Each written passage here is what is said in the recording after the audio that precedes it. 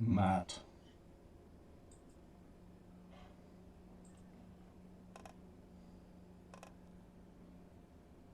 Matt. Hello, sir. How are you? Amazing. Good. Good to hear. Good to hear, man. It's nice to meet you. I'm literally blown away by your work, to be honest.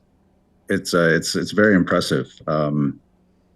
It took me a while to even wrap my mind around what you're doing. It wasn't, yeah. So anyway, I'm very impressed by what you're doing. How did your workshop go? Amazing. So, I dipped into your book, and my question is, how can I help you? Oh, well, listen, I think we're on parallel tracks here. I think my focus is generally on the individual, and your focus is on the mission. And what you need capable people following a worthwhile mission.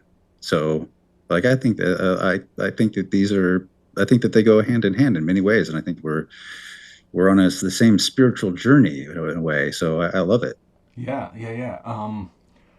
Tell me how you found out about it. Was it through that viral video on Instagram? Yes, that's how I saw it first. Yes, but it was all clipped, so I couldn't find the source on it. Mm-hmm. And then I heard you on Mike Adams' Ah, podcast. okay. And then I was Interesting. like, that's the guy. Good. Because I could never find the source. I could never find where, it was just these clips of people had taken that video that was really popular and they'd taken clips of it and Oh, shared man. those. And so, Okay. Okay. it was all amazing, but I'm like, like, show me the source, man. I want to know where this came from. So Yeah. when I heard you on Mike Adams, I was like, that's the guy. Awesome. And then, Awesome. digging through, and wikis are overwhelming to me for it, because you don't know where there's so much information. It's like, where do you start, you know? And so, but then, and talking with you, then I got a chance to dig, you would kind of Yeah. point me, look here, look here, look here. And then and I remember my wife came in and asked me, I was telling her about it. I'm like, this is really cool what he's doing. And, and she knows, of course, about the Shelter Institute. And I said, I think this one would probably be a lot better for people. But she's like, well, tell me about tell me more about this. And I said, I haven't yet wrapped my mind around yet to be able to explain to you what I think is here, what he's doing. Yeah. So Yeah. in a way, my own not understanding is where I was coming at, where I think that a lot of, people who would love to do it, with the gap that they probably experience as well, and just trying, because you are such an advanced thinker that I think you take for granted layers of conceptual understanding that people do not have, and the Mm-hmm. wiki on the Mm-hmm. mission that you sent me, that you asked me to Mm-hmm. read, like, that helped me understand another dimension of your thinking that I didn't understand before that. It was all great stuff, but it's like, how many, my focus is again on young people, but like, how many young people even understand how messed up things are in the normal order of things? Like, how, does your average 20-year-old understand how disastrous the system is set up, and the path that they're supposed to pursue, how it's going to be so unsatisfying for them, and not, and it's a trap in many ways. You know I what I mean? read Creature from Jekyll Island at only at 25. I had a spiritual awakening at 30 when I started to meditate, Indian cooking, yoga, meditation, all of that. Yeah, yeah, So yeah, that yeah, yeah. I'm absolutely a late starter. But yeah, I get it. It's I mean, I got a PhD in plasma physics, but discovered that was a useless thing. But I mean, at that time I spent more time basically just charting my own education path. At that time, I spent more time doing my independent reading than my PhD. So I almost got kicked out a couple of times, but made it through. Um, yeah, but okay, December, amazing, and it sucked. It was the greatest and Mm, the worst. Oh man, brutal conditions. So it was out when the mm. weather was extremely cold. We got the house mostly done. It was amazing. Like, to give you an example of where we're at, we took the heat pump. You know how we do the modular construction. We took the heat Yes. pump and made a wall module 4 by 5 feet that now becomes completely independent from the build workflow. So we put everything in there, one wire sticking out, it's self-framed, so then we can build it at any time and then insert it into a wall just like any other modules. So that's the kind of level Amazing. we're getting into at the level where I call it quad modules. So modules are not just structural, but have also the mechanical, electrical, plumbing in them, like all of that. So we're going far in that route, and it's still, I mean, the most amazing. I mean, if you understand numbers, here's the deal. Our build cost 60K materials, 40K labor. Industry standard is 180. So okay, so and then the turnaround time is forever. Right, and so talking about the rapid speed with the 24 crews, but okay, that's nothing. Sorry, where's my 24 crew? I can do it.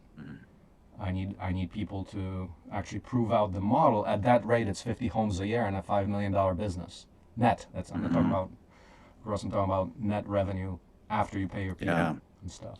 Yeah. So that's where I'm at. And okay, so now trying to get that apprenticeship thing going, it's like zero.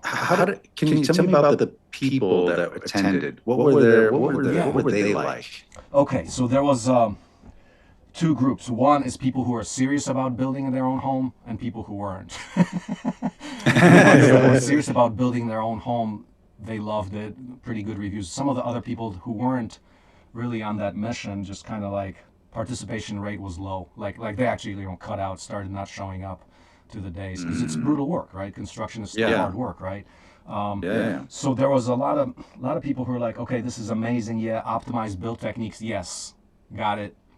And then others who more like, actually more for the social experience, which is, I mean, altogether from these events, people come out with saying that it's not what they learned, it's the people they met. So they always, the overwhelming highlight. Yeah, it's interesting because they meet these freaky people from all over the world that have similar missions. And I think it's because of the duress of that event that makes the bond so much stronger.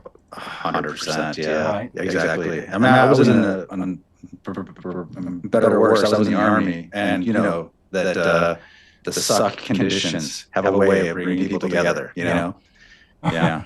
Right. It just does.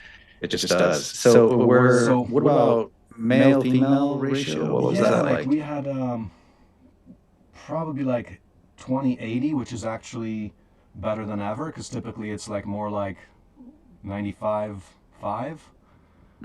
You know, so that's that kind of a thing. I mean, yeah, I mean the target is people who are. You get the enterprise part. It's the entrepreneurial people, but the big gap in my view is the collaborative literacy aspect. I think that's a complete weak point of civilization right now. The idea that you can get so here we're out there saying, okay, here's an open business model. Amazing, you can get the performance. It takes discipline, of course, but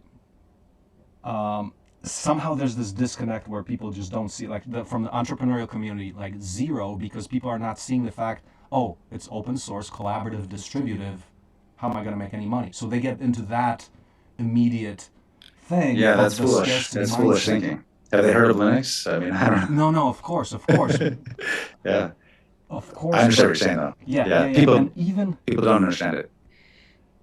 Yeah, and even so, take the Linux community people. Even that, it's like I think the entrepreneurial aspect is missing there. That kind of a, the base entrepreneurial archetype is missing there a lot too, as well. Yeah. So, okay, so it might be some about the collaborative aspects, but what about the actual productization part?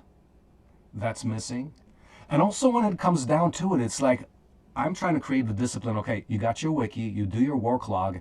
I can see immediately where everybody on the team is. But even the Linux people, even the experienced people, a lot of them still have the issue of documenting properly because it's a discipline, right? So that part is missing even in the Linux community, up to the point of now the general semantics concept. Economic time binding. The fact that we can open an enterprise and get a person up and running as opposed to having to go get hazed through that process. You know what I mean? Yeah. That part. And in a way, that hazing process does at least weed people out. So you end up having people but it's totally unnecessary. It's a bad Okay, process. not Yeah. good enough for solutions at scale. I Yes, I get a agree. sense, I get a sense, even in your book, it's exclusive. Like the club that wants to take on the discipline is small. But so that's the kind of problem we're trying to crack here. It's like access. This is not abundance money. Like I have ideas Yeah. about like what actual. So you talk about money, right? Um, what would it look like for the next? Not a Bitcoin, which is still a scarcity-based business model, a true economic system based on abundance. So we're talking about the next economy. That kind of stuff is pretty hard for people to grasp. Oh, it is. This is where I say you get into these levels of conceptual understanding that are difficult. Especially well, I'm just always trying to put myself in the shoes of somebody, my younger self, essentially. Mm-hmm. And I still am an idiot. But I was really an idiot when I was 20. Yeah, Um, yeah. so and at that point, which well, how about an age? Just what was the age range of Oh people who man, were? yeah. From 18 to like 70. I love it. And one guy, like psychologist, he was like, this was the most amazing experience that he's never seen. He was a psychologist. He's never seen anything like it in his life regarding the collaboration aspect, and he cried seeing, Wow. during a review session. That kind of stands out to me. That's Oh, yeah, yeah, yeah. amazing stuff like that. Like the spirit is. I mean, it was brutal and it was cold. It was muddy, and nobody complained about that. It was amazing in that Yeah, sense. And the product. I mean, we that's did get to a high level of finishing, except from the media perspective, it was sucky because we built a house inside a larger hangar. And from the outside, all you could see these walls. You couldn't see anything what it is inside, so I couldn't mm, really get any good video or anything like that showing that the actual thing is coming together. So, anyway, I mean, yeah. And you're usually your videos are so effective. I mean, you do such a good job with those. I mean, you're really good at telling the story through your videos. I mean, and I think that I don't know where that skill comes from, but that's like something extra I wouldn't even oh, expect to see. Yeah, I wow, mean, people, thanks. it's really hard to do that well. I mean, like your viral video, for instance. I mean, there's a reason why it went viral. I mean, it's hard to do. Wow, yeah, But I think the biggest reason why it went viral was because it was totally it's just paradigm breaking, in what you're doing, and so you gave people a glimpse of that without them having to have some super advanced conceptual understanding of what you're doing. without the sausage work. So yeah, we got a company from the UK that really good, uh, really good. We got help on that. So basically, what it was, the breakthrough for me was okay. Here's the advanced theory, but just broken down into just the simplest, dumbest way you can think about it. And to me, it was like, man, what is this? But then when I saw the results, it's like, okay, this actually Well, catches it people. shows you where people are at, though. They don't like your thinking is so advanced. I don't know if you can fully appreciate. Like I agree with you. Especially the thing you sent me yesterday. Which was around the mission. Like that was there's a lot of subtlety. Wow, I In a really way appreciate it. in your Yeah, thinking. And so yeah, I get it, it's and pretty advanced stuff. I mean, it's at the point where, I mean, I can conceptualize and even the operational side, like all the details. So for me, I can see how frustrating it would be that okay, here's how to save the world, but then when I talk about it, it's like no, you can't. It's unfortunately the level of understanding and technicality involved is pretty serious, and it requires the integrated human kind of approach of a person who's multi-skilled, stacked with skills and all that, which makes this impossible. Right. So, Well, and so especially go ahead. Go well, ahead. I was gonna say, so the viral video, I was just traveling, I got hit with that viral video, and man, the amount of traffic from that was amazing. Like maybe like 100, 200 serious inquiries into the builder crash course, and then we filled it with 50 people, which was one of the biggest ever. But what about the apprenticeship side? Like one or two applications. So it was Yeah. way skewed. So yeah, that part is not working. And I'm like, for me, it's like, okay, I see this picture. Now we can fund it because we know, I mean, there's a generative model here on enterprise, and still nobody wants to sign up. So Yeah. how do we rework that? How do we make it palatable so that I mean, I'm talking about, yeah, I mean, the basically the irresistible offer, because we can put one together, but we have to engineer it pretty tightly, and and that's where I could use your help on that. I mean, I think normally, well, in marketing, a lot of times you have ascension models. Have you ever heard of an ascension model? You know, No. irresistible offer. So I'm not, okay. Oh. So an ascension model is, um, someone, well, like Apple does this, right? So you might buy an iPhone, and then of course, then you end up buying a Mac, and then you end up being in the Apple universe, and you have the AirPods. You get, and then Apple owns you, but which is bad, of course, but they didn't start you off with buying the Mac Life. They started you off with something that was much more digestible. I need a phone. Should I get, most of my friends have an iPhone versus an Android. So, I'll get, it's a simple decision for people to make. It's not hard. And so like your crash course is essentially an easy to say yes to option because it's really limited in scope. It's a limited period of time. It's so a lot of people who have even a just they can't even understand why they're drawn to what you're doing. They might almost subconsciously be kind of know that there's something there, but to say yes to a 4-year program, it doesn't. They can't rationalize it to themselves. I mean, how do they tell the kids? How do they tell their parents they want to do this? It's very difficult to do. I always think of like, if when you buy something, how are you not this is what realistically what happens, but like how do you explain to your wife why you bought that thing? There's a credit card charge that came in. Like, how can you simply say, I bought this because it's, it clearly makes sense. I did this for our future. It's so obvious. It's simple to explain. And the 4-year program is such a big bite. So I think the natural progression of these things is you get people who come in to do one thing, and then you make it, and then now they're primed to be ready to do the next step. Like if you can, like that sales message is actually should work a lot better for your students for the crash course, than it would work to the general public. It should work better because they'll understand the concepts. Now you do need to make the offer irresistible in other ways, make it so it's a no-brainer for them to do. So it seems like the obvious course for them to follow, but But look at just the in numbers, though. general. 50 people, and then we're saying I need 24 people to prove that model, right? So even if it did succeed majorly at 50 people, 50% of those people are not going to sign up. It might be one or two, right? Right. Maybe 10%.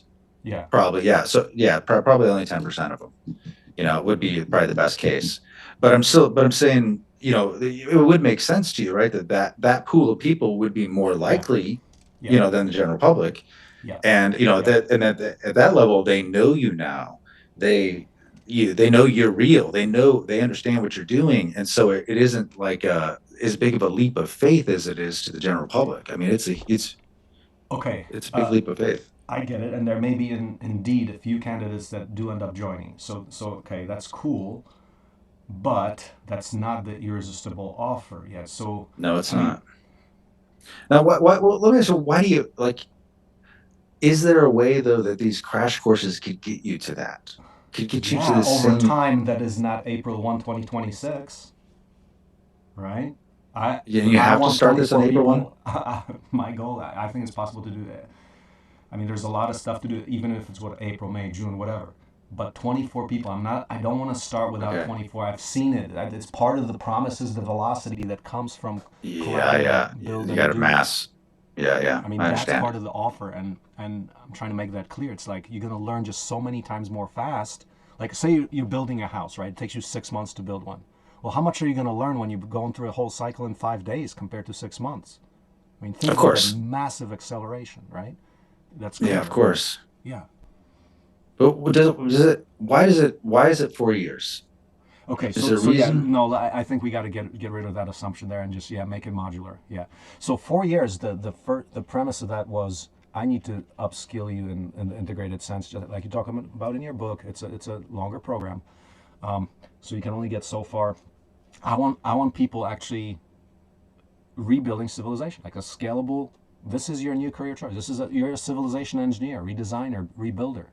That's a viable thing that I want to take to scale. That's the promise, and you're not going to get that through a 3 month program, right? No, of course not. So But here's the thing. yeah, Do you think that most people are ready to even think of themselves that way? I thought It's that such a grand I idea. I thought they were until the reality just shocked me. Even with the viral It's video, like still like literally like it, no inquiries your got.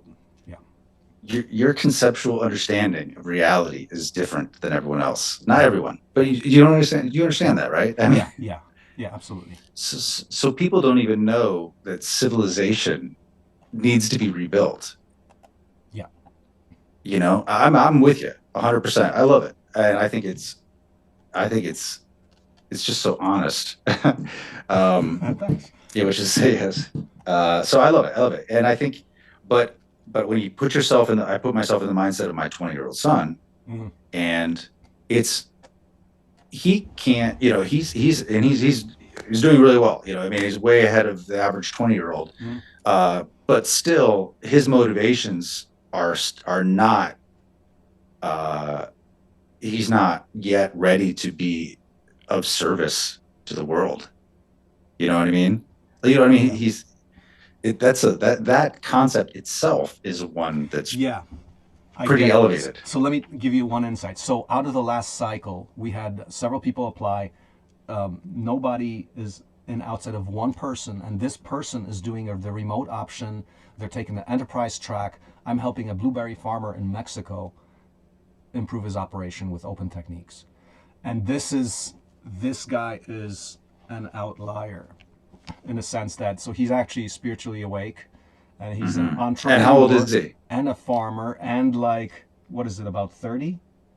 Okay. Yep. I think 34 maybe. So Okay. older, but young enough that first person that's actually taking the zero marginal cost society seriously, the economy, the prospects of an abundance. So we're talking to the same language. We're saying, okay, we've got a problem to solve. We solve it for the whole world. We create abundance in real life. So this is not ideas. This guy's a existing operator, and we're talking Yeah. about capex and opex right now. So Yeah. this is amazing. Yeah. Yeah. He gets it. So the question is, to me, the opportunity is to build the capable individuals who could contribute to that vision. But Yes. how do you? But the way, it's almost like you have a roundabout way of getting there, like an indirect way of getting there. Meaning, because the conceptual understanding becomes clear to you with layers, and your motivations are driven by, at first, these seemingly superficial layers. Until the most people who are motivated to be world improvers are not worthy of it. You know that. Hmm. you know you know what I mean by that? Like Tell me more they about want to that. fix. Well, the people who most people are motivated to do it want to fix other people. You Yeah. know, Yeah. they don't want. They are not a person who should be fixing other people. They need to be. They need to. Some self work needs to be done Yeah. first. Yeah. So people who are motivated by that, young especially, there's often a big flaw in them. I would say And that's like the aid to Africa example, where exactly, it's like, yeah, I'm gonna solve your you're just problems. I don't care about my own backyard, kind of deal. exactly, and it makes it feel good, but there's no honesty in it, and so it's almost like, yeah, it's like if you could, so like what we do in the preparation. I was trying to is I was really trying to solve the problem of my son. So it's very easy for me to focus on an individual and what an individual might think and what might motivate them. Oh, relying on the way I remember feeling at these stages. And it was like, young women are harder. And so my daughter who's 18, somewhat a mystery to me, because I can't intuitively understand. I can't put myself back in exactly how they feel. They have different some motivations years that are different. But my motivations at 18 were definitely extremely selfish. They weren't bad, but I could only orient myself to myself. I was not ready to even be like I couldn't, I didn't know how to do anything. So how could I think of it? It seems incredible to imagine doing something that would be as radical as what you're talking about. Because at 18 or whatever, could see in myself that I wasn't capable of doing anything. So it's ridiculous. It's absurd to think that I could participate in something that would that there is a mission that I'm worthy of, that. I mean, How'd you grow into the next, over time, the hard way, the hard way. Yeah, I mean, I would say I was really, really motivated not to be poor. So I participated in the fraudulent money game of trying to make money. I started some great businesses out of it. It worked out well. But I mean, for like my kids, I'm like, I traded 25 years of my life. I mean, I don't want you to do that. And playing this game, I don't even know if you can win anymore. In the traditional sense, because it's definitely rigged. It always has been. But yeah, the idea of being of service, that comes later through meditation, honestly, for me as well. I mean, that's something didn't even occur to me for a long time. Maybe started to occur to me at 30 when my son was born. It's it's not all about me all of a sudden, but so I just don't think most people are there. That's the big issue. So you want to get them to your way of thinking, but I don't think telling them your way of thinking is the best way to get them there. Mm-hmm. Does that make sense? Yeah, absolutely. So what's the language? I mean, it's about communication. How do we communicate this then? Well, the young people are motivated. The message in the preparation does connect to people, to young men. Actually, we had a little get together on our farm yesterday, and we had there's a 14-year-old boy, and he was explaining to me because his dad wanted him to explain to me actually, that he was that what he had planned. He's going to basically go and be for a month. He's going to go into the countryside here in Uruguay, and he's going to be basically apprenticed to a gaucho. It's like a Uruguayan cowboy essentially, and for a month, and it's going to be very hard for him. It's unpleasant conditions. It's difficult work. It's going to be the most challenging thing this 15-year-old's ever done for sure. And he was super excited about it. And he was excited because he knew it was going to be hard. Because so the motivation of young men, of young men you want, I think, are the people who, I think they want to be somebody, and they know intuitively to be somebody they need to do something worthy, but that only worthy thing, the things that seem worthy, they know are things that are going to be challenging.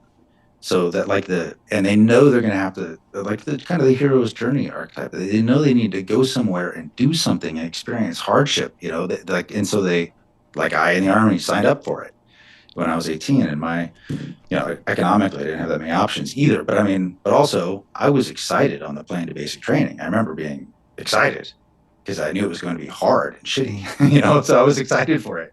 And this kid yesterday, he was really, I said, we're talking to him about his parents. His parents have this view of him that he doesn't take responsibility. He doesn't pick up his clothes, off the floor. They have this parental view of it.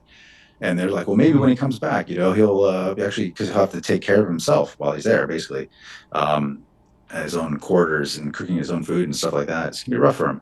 And they're like, maybe he'll pick up his clothes when he comes back. And and it was crappy for them to say that to him like that. But I'm like, well, or maybe he won't, but he will come back better.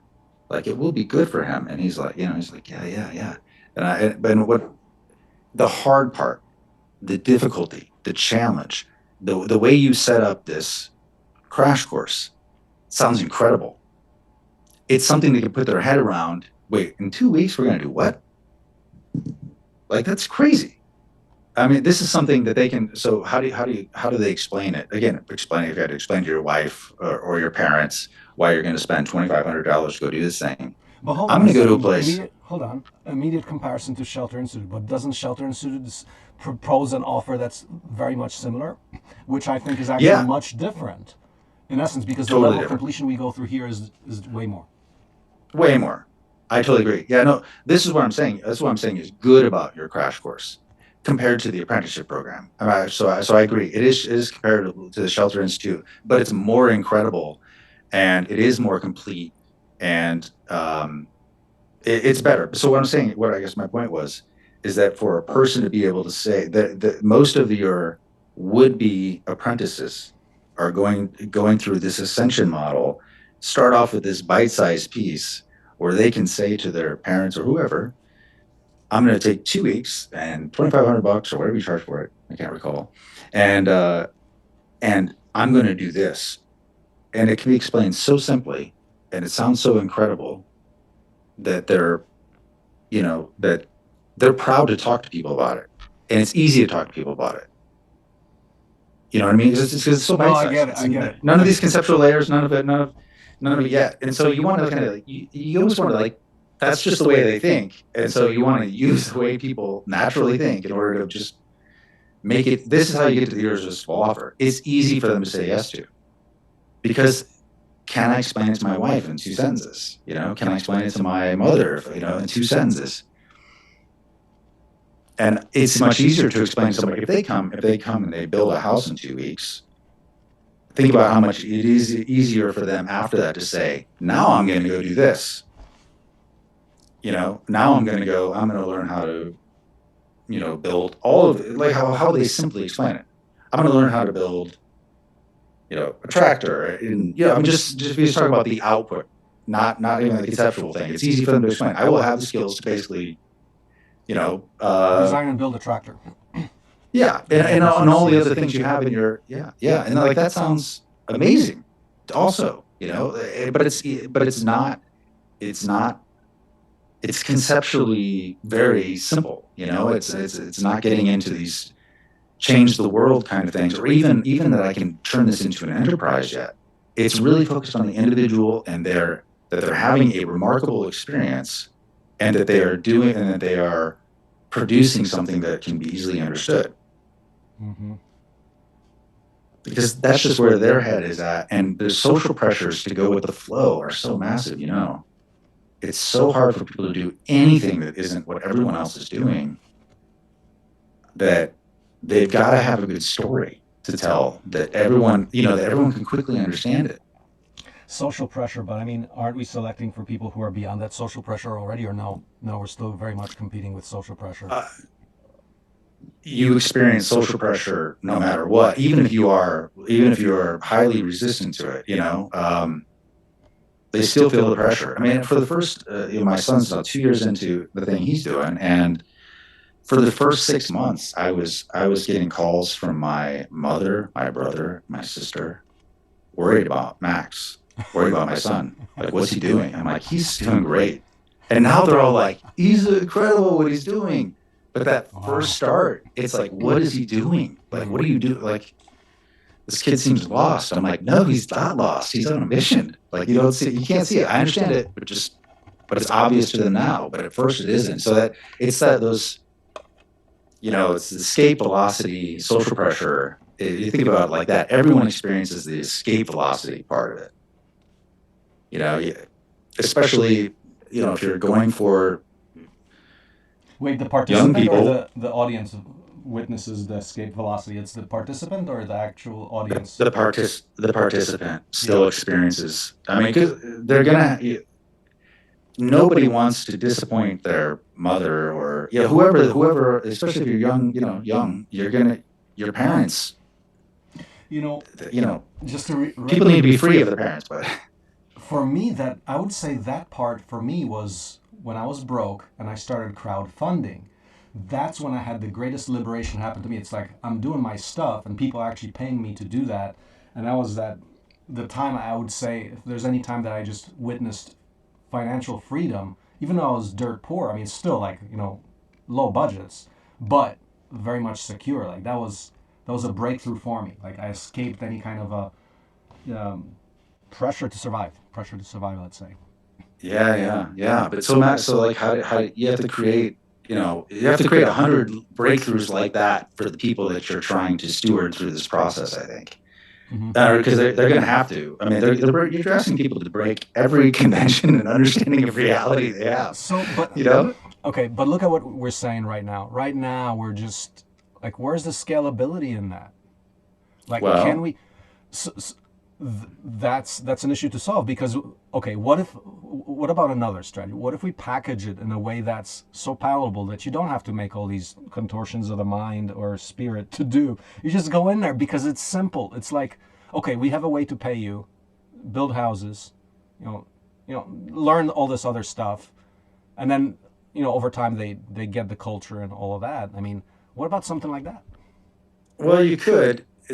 You could. And that's a totally different approach. And because of the economic model that's tied to what you do, I mean, that's certainly possible. But it's then you're basically recruiting. Um, you're recruiting. I wouldn't say you're recruiting employees, but there's a version of that. In a way that is it. But No, that doesn't sound tasty to me, Red. What you just said. you don't see what I'm saying with Yeah, it? Because yeah. it's like if you said it's basically kind of like a job offer, and the way it is, it's like do this, and here's what will happen. You would you just won't get the you won't get the people who are who it's easy for them to try and break convention. And then where does so yes in yesterday's note to you I said this. I don't know if I included in there, but yesterday I had the thought, no, sorry, they don't exist. We must create them. So whether it's a person who's already the non-employee or the person who's a total employee, I don't know. I think they're both game because we're gonna I change think them. I think you're right about that. I do think you're right about that. Because I mean, I didn't expect to be an entrepreneur. I just ended up that way. Hmm. I dropped out of college, so like I was unemployable. So I had to do my own. I thought I was worth more than I could be hired for. So I'm like, oh, I guess I'll try something else. Um, yeah, no. Ultimately, you are shaping the person, and it goes back to my major point about you almost have to you have to walk them through the process. It's because you are shaping the individual so much through the process that they won't even get that they don't. It sounds manipulative, and it's not. It's not meant to be that way. But because you're open source, the whole idea of full disclosure, there are no secrets. Um, but does it's kind of like I was just talking to my daughter who's going to the U.S. and she's going to try her first cycle of the preparation, and hopefully she can attend a crash course with you in February. I'm hoping, um, and she's nervous about it, of course. But I was talking. She feels a lot of pressure because of the way she's following her brother, and so she feels more pressure than normal. But so I was just saying. Um, because she knows where it's all going because of my son, it makes it harder for her. In a way, we were making it up as it went with my son. The book came after 2 years. It wasn't at the beginning, so we didn't have a system figured out. So she feels the burden of the larger concept, and taking actions. And so I was like, you forget about all that. She goes, yeah, but people know I'm your daughter, and I'm trying to, if I have to post the accountability stuff, then and I'm like, no, until you want people to know. Like, don't worry, and don't forget about those pressures. And there was one of the families that was here. There was a little girl just turned a year old, and she was like, just started walking. And I'm like, imagine if somebody told her this girl had just started to walk, and she could understand that she's expected one day to run 100 meters in so much time. Like, she would never start walking. She would never start walking. It seems so insurmountable to her. Yeah. So you almost don't. Yeah, I know I'm being kind of vague in these things because I'm stuck on the concepts more than I am on the actual practical solutions to the problem we're talking about. So what about the practical? Wouldn't it be like this is where I don't know? Can you help on the actual technical implement? Is this overlap your work that we could actually collaborate on that? See, because Well, for example, like you're talking about, oh yeah, 15K. I'm gonna drop 15K to be a heavy machine operator. How about to be designer of those things or whatever? Like we're offering stuff that's like on the next level. But I mean, is that also what you look at? Like these absolute crazy Epcot, Epcot sent. I kind of have the Epcot metaphor there. Experimental prototype community of tomorrow. Like, I mean, this is so far. It's so far out. Like, if you took me like when I was 20 or 30 when I started, I'll be like, oh, that's crazy. But now for me, it's supernatural to just think, oh yeah, we're just going to design this new product. We're going to reinvent the tractor industry. We're going to correct housing, all of that. Like all that kind of stuff is just someone's got to do it, and it's very natural for me to talk about it and just get super excited about actually doing it. Like solve energy. Okay, solar hydrogen. Cool. Let's do it. And going about drawing out blueprints for that. But it's like at that level, are you also in that just zone of infinite possibility where it's like, okay, that's inevitable that people have to do that. Otherwise, we're never going to be free as a society. This is civilization scale kind of work, right? I think that your thinking is new conceptually to me. You have to like I'm aware of the problems, but I would say um, so to answer your question directly, do I have the infinite possibilities view of things? I think in my mind is not focused on that part of it. I think because of my kids, I'm so practically focused on what I think they need right now to take the next couple steps, So I think that they, in a way, are too grounding for me, you know. Um, Yeah.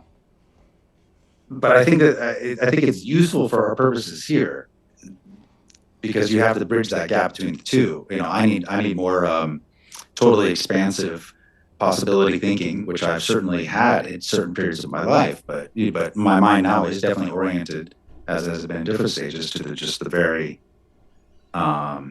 because with the kids it's a mental game more than anything else.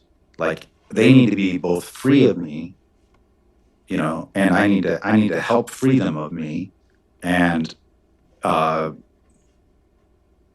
help them guide them gently through this process that makes them understand the power they have first, because and have real power, like real capability, like I can simple things. I understand how the world works, and I can get in there, and I can move stuff around, and that's the beginning of it, just figuring that out. And so that's really where they're at. These young people, are so they don't know how to do anything. They have some ideas in their head. Their education is just a bunch of ideas, most of them bad, but they don't know anything about the world, and they have no clue. I mean, they might know how to order something on their app, on their phone, but like that's it. That's their experience in reality. It's so much worse that these kids have been screwed by the society. It's way worse than we had it. I'm telling you. I mean, this is the most surveilled, tracked, scheduled. That's one thing I talk about in the book. Generation that's ever existed on the face of the earth. Like it's so unfair to them, and they're just then sent into the meat grinder with their supposed education and the debt they get from it. So yeah. Anyway, so yes, I'm very focused on the beginning part with So what's the practical part with this? Yes, I do think that each of the different things you offer could be offered, like those are things that we could, encourage people to go to. Certainly when if you're going to continue doing the crash courses, well, one, I would like to sign up for my daughter in February. Two, like I can definitely promote it because it's within the context of the preparation. Like I can definitely share it with at least the readers that are on our email list, so that they know about it. And maybe and of course, then how do we get those people to the apprentice? You need 24. You want it by April. Okay. Remind me of the. Isn't this where we just simply have to craft? This is the offer. Okay. I mean, those. So what's the big promise of the offer? What's the big promise? By the end of this, if you do this, you will what? See, that's that's the part we just have to say it and do it, because I think we can execute on anything we choose, like within pretty wide Yeah, but bounds. how? Okay, it could be But listen, education, training, work, right? So those are not. Those are all abstract concepts. yeah, sure. So we have to say, okay, what exactly are you doing? So I mean, isn't that the challenge? It's simply, okay, just sit my ass down and just define this very rigorously. What exactly is it, right? I mean, Well, that's the approach, and well, then what market you'll it, communicate and market, right? but it's really like what you'll. It's almost like what you'll get. You know, sign up for this and you'll get, and that which that whole you'll get is the basis of an offer, but it's almost um it's not your mission because your mission is way bigger than what they'll get. But I think one of the things in the mission summary, I had a couple notes on the mission summary that might relate to this, is the um well, do you mind if I divert back to that for a second? No, go ahead, go ahead. Divert, okay. Yeah. um I imagine that it appered that was in the mission that I don't have in front of me at the moment. I should get it, but like you are almost responding to something you've heard from people or something you experienced with others. You know, it's like it's Someone almost like thought that. one way to frame it was a collaborative design for a transparent and inclusive economy of abundance, which is just abstract stuff, or is it? I mean, be a civilization engineer kind of thing, where we design Well, just the way you were systems. just the way you were defining like relatedness, even Yeah, what it meant and what it definitely didn't mean. And I was wondering if that was yeah. in response to an experience that you had with people Oh, and a misunderstanding of yes, what you're trying to accomplish.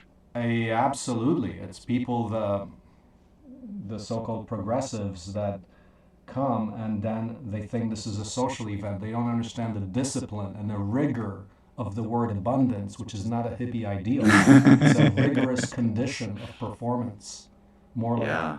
in the entrepreneurial, like good to great stuff. Yeah. Okay. Well, and you experienced some of that at the crash All course? the time, all the time. It's people Always. who get inspired, and then they see that you have to work. Mm, That is persistent, has been persistent. yeah. This one. Okay. So one thing, however you sell it, I would sell it is it's going to be hard. It's going to like you will think you've never worked so hard in your life when you come to this thing. Like I would definitely, because some people will be like, oh, I want that. Oh, I want that. And other people, it'll scare them away. And but the right people, you know, like this is what I was getting at with this 15-year-old or 14-year-old. He was like, yes, please, please. I know I need to do something worthy if I want to be somebody. So like, it seems like it must be hard, or it's not going to be, it's not going to be it. Yeah. So the right people will respond to that. Okay. So the other thing was that you, and I know this again was just taking your thinking down Let me more discreet level. Yeah. preface that just a little bit with, because I'm so stuck on what to offer, I'm just starting with like a product development process. I'm starting with the specification and requirements. Like, this is what this thing has to accomplish for it to be satisfactory to the OSE movement, to open source ecology, the greater thing. And then we can check the offer against that, because I don't want to be left behind either. I don't want to offer, like, for the worst thing that could happen is a person that comes in and gains all these skills and starts a proprietary company, which is not likely to happen with the kind of candidates that would come here. But basically, defection. The fact that, okay, they get these amazing skills. Why would that be the worst? Why would that be the worst? Because defection would mean that they cease to collaborate. And this goes back to the depth of collaborative literacy as we know it, which is that,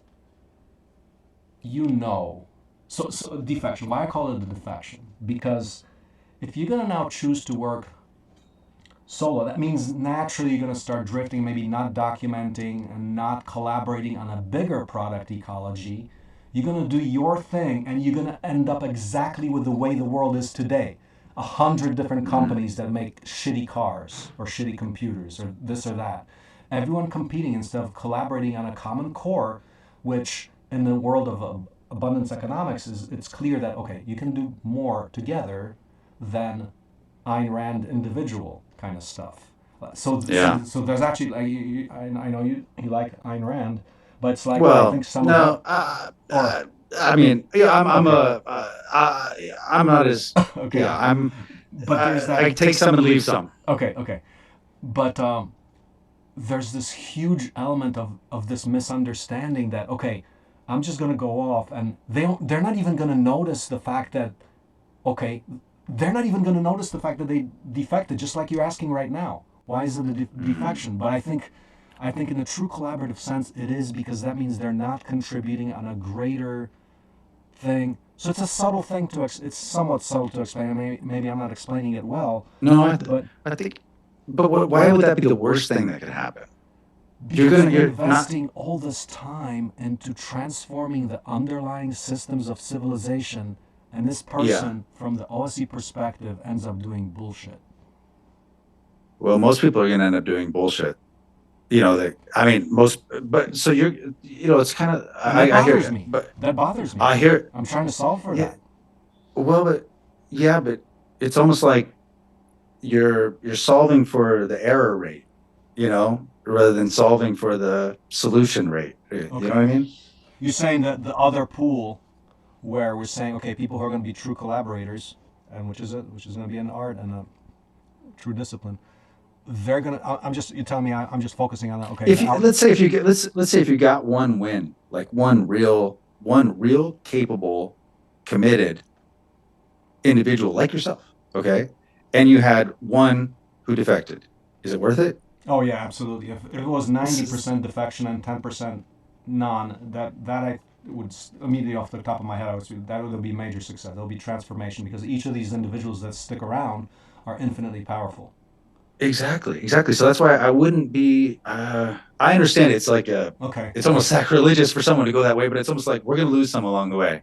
You know, Yeah, yeah. we're No, and it's fine. It's fine as long as and also because it's see you see the whole vision together. And most again people it comes to people in layers. So initially, it's just like no,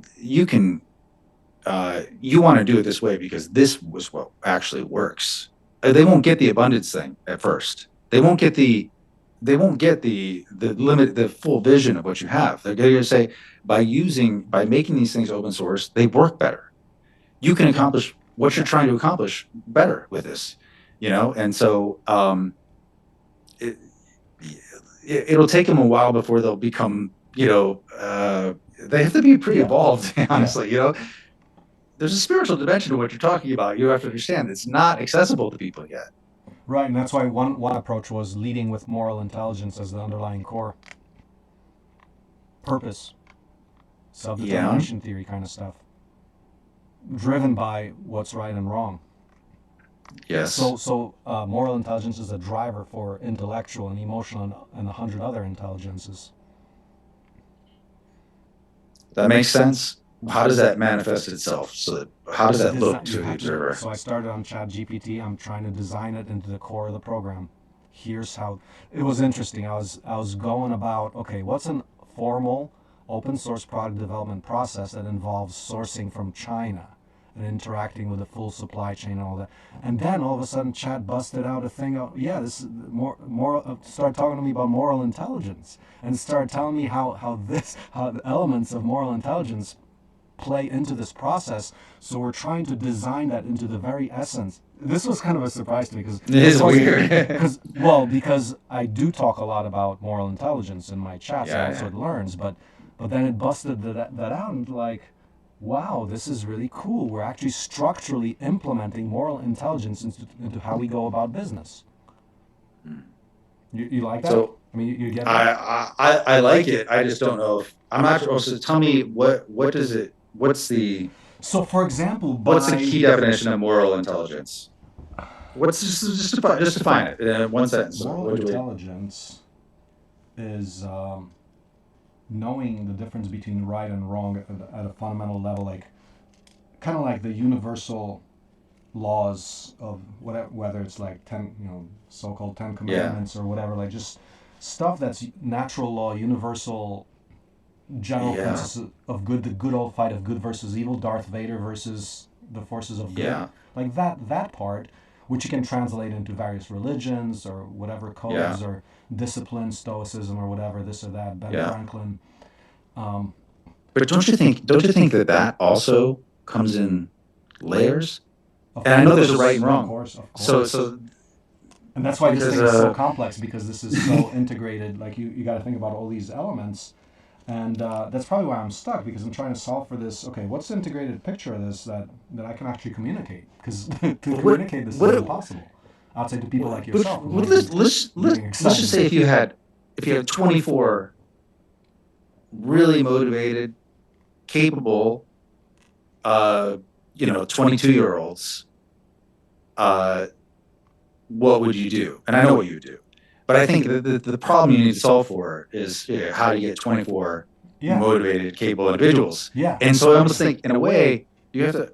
None of this other None of stuff that really matters. matters, right? Yeah, exactly, Not at exactly. first, not because you can lead them to there. Yeah, exactly. I agree. But you can't. But I don't know. But I don't think you can start from there No, you in the can't. communications at all, because I just think Right. it just sounds like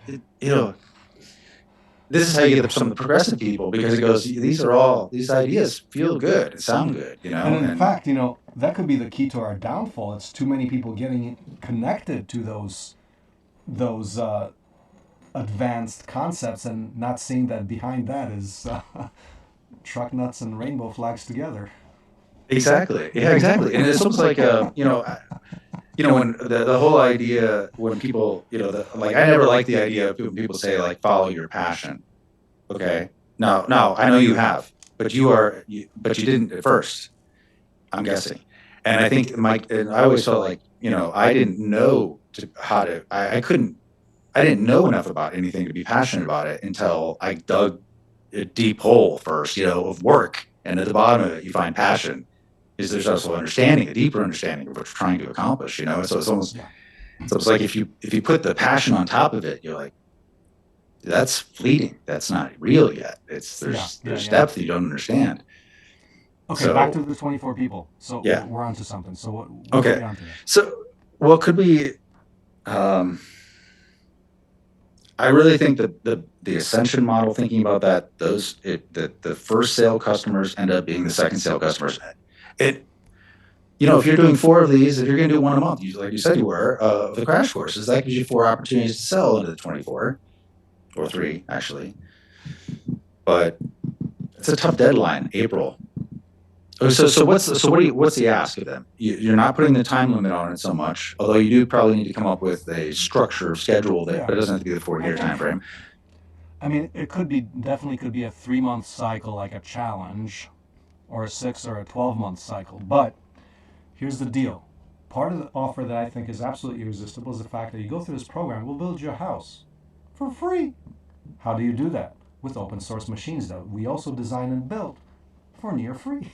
The crazy, the level of craziness of this, and it's also, but you'll see that this requires huge discipline. Because, for example, if you're gonna, build your own, say the skid steers that you do the construction with, well, that's a whole other layer of skill set and so forth. So it's a very challenging thing, and it's part of the reason why we need so many people because the whole team can pull together to learn more rapidly, do more, Yeah, do different integrate parts of it. more, like that thing. So I'm trying to say, no, I'm not going to be satisfied with kind of this linear flow. I want to go exponential, like, which we've been setting the foundation for, like just the simple proofs of concept that technology actually works and you can execute on the modularity and efficiencies and all that, you know.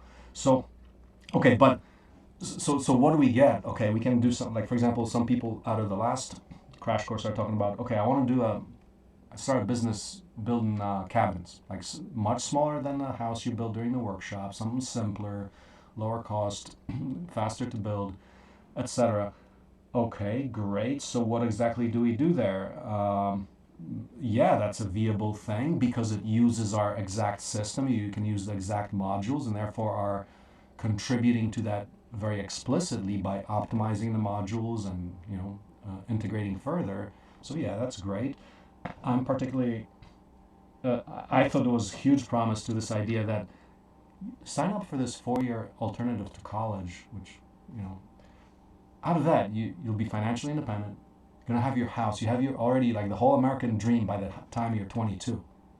It's like that kind of a pitch. I think is extremely exciting, but it's also completely unbelievable, right? It is unbelievable. And it requires what I call the core of collaborative literacy to understand that, which is what we do not have in this society. Because you can very easily say, okay, get enough people together and you can solve this problem. This problem is trivial, in fact. To Right. solve what It's I almost just like told you is trivial. All you need is a few million, maybe tens of million of resources. And it happens. It's not technological. It's largely a thing of breaking human consciousness. mm, It's really about a lot about which is abundant a big thing. which is not a trivial thing, right? So we're saying, okay, in order for you to get it, you have to be already what we promised we're going to teach you, right? Exactly. Right. Yeah. It's a good cold start problem here. We're trying to solve for. So you're committed to run this 24 by April. And so, okay, so how would you structure the what would rethinking the 4 year, but understanding the limitations of Okay. 3 months? Have you thought through like Yeah, what's the deal a little that bit. you? I mean, that's what I'm kind of stuck on, because still trying to decide like what's how does that also roll into the fact that you're going to have enough skills to be the civilization builder towards the end, where to me the getting to the bigger picture is the fact that you're going to be an entrepreneur setting up new villages or so-called whatever you call it, experimental enterprises, which are really, it would be an education campuses. So what I'm seeing is replication of these facilities, say on a nominal, let's say 240 person scale, like a small university thing, but it's got R&D and P, productization. You're learning, it's a school, it's a productive place, it's a real thing that, you know, how everyone talks about, you know, whatever, sustainable regenerative communities. A real thing. Yeah, there aren't real things. There aren't real ones, really. No, there aren't any, but we're Yeah. saying we're going to do that, actually, a first one. World's first, you know, everyone loves to say that. Oh, yeah, we're going to do the world's first sustainable village or whatever, sustainable city. Now, we're saying the same thing, no new thing there, except I think we're actually a little more serious than most others about it.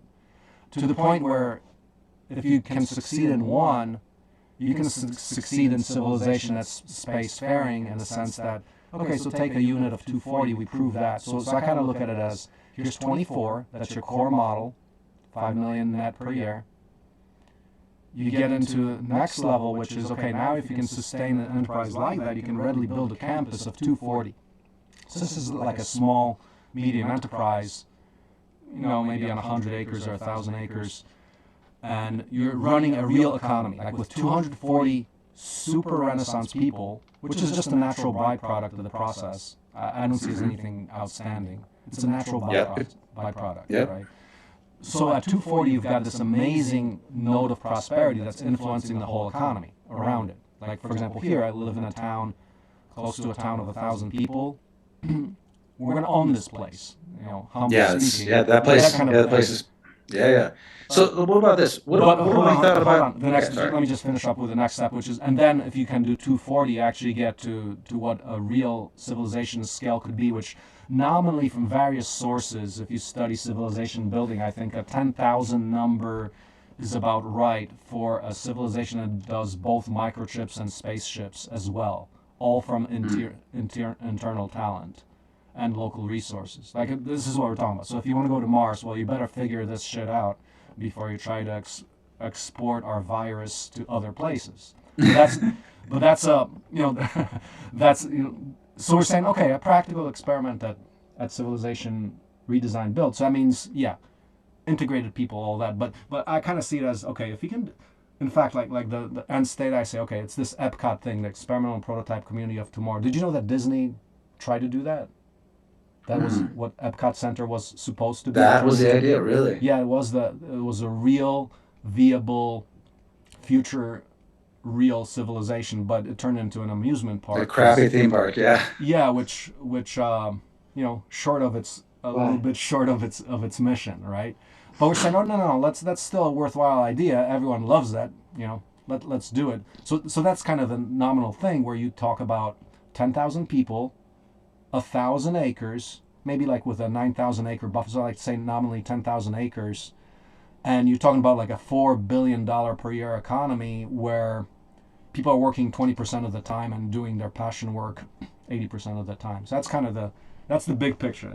I just said it all right there. Okay, That's where it's at. I love it. I love it. So basically, you are the epicenter of this right now, and the idea is that you do it Yeah, where that you doesn't are. cut it. Yeah, that's lame. Right. We need to train people to do this. So I don't take Yeah, much no, credit. no, no, but I mean, no, I mean, you start with like, but you train people to do it, but Yeah. well, Yeah. but it happens where you are, right? I mean, Well, yeah. I mean, you got to start somewhere, yeah, right? So we've got right. we've got 30 acres here. So okay. So let's start at the 240 person facility. I think 30 acres could sustain that. Yeah, I think so too. So what about if you envision this as a, uh, I'm just trying to think to make it easy to say yes to. Yeah. Yeah. Short term's easier. Yeah. So what if you envisioned it as a, and to make it more available to more people as a summer program, Yeah. Yeah. as a summer program, and Yeah, we could try that. So the 3 month summer program, yes. What's the outcome? I can see that in 6 months, if we get the rapid learning facility and all the rapid learning infrastructure, you can literally do a lucrative construction business after 6 months. Now that's still a far cry because a person would have to be super motivated to get to the level where they can actually run their own enterprise that way. But in 6 months, we can definitely hire them at yeah, outlier construction rates. I mean, but that's where we said, okay, in 4 years, the promise was we'll hire you 95K starting as a construction manager, built running crews of 24.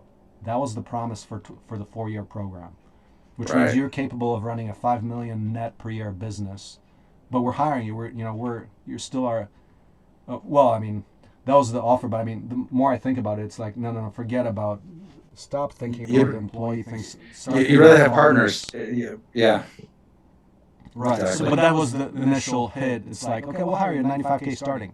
Okay, where's the hundreds Yeah. of people signing up? Nobody. Like one or two, few people. Yeah, I think I honestly, I Nobody really believes think it. 95. Well, also 95K people don't even, if you ask young people how much money they think they need to make in order to like have a reasonable lifestyle, the numbers are outrageous. What do they The say? numbers that they think 300K, they don't know that no one makes 300K.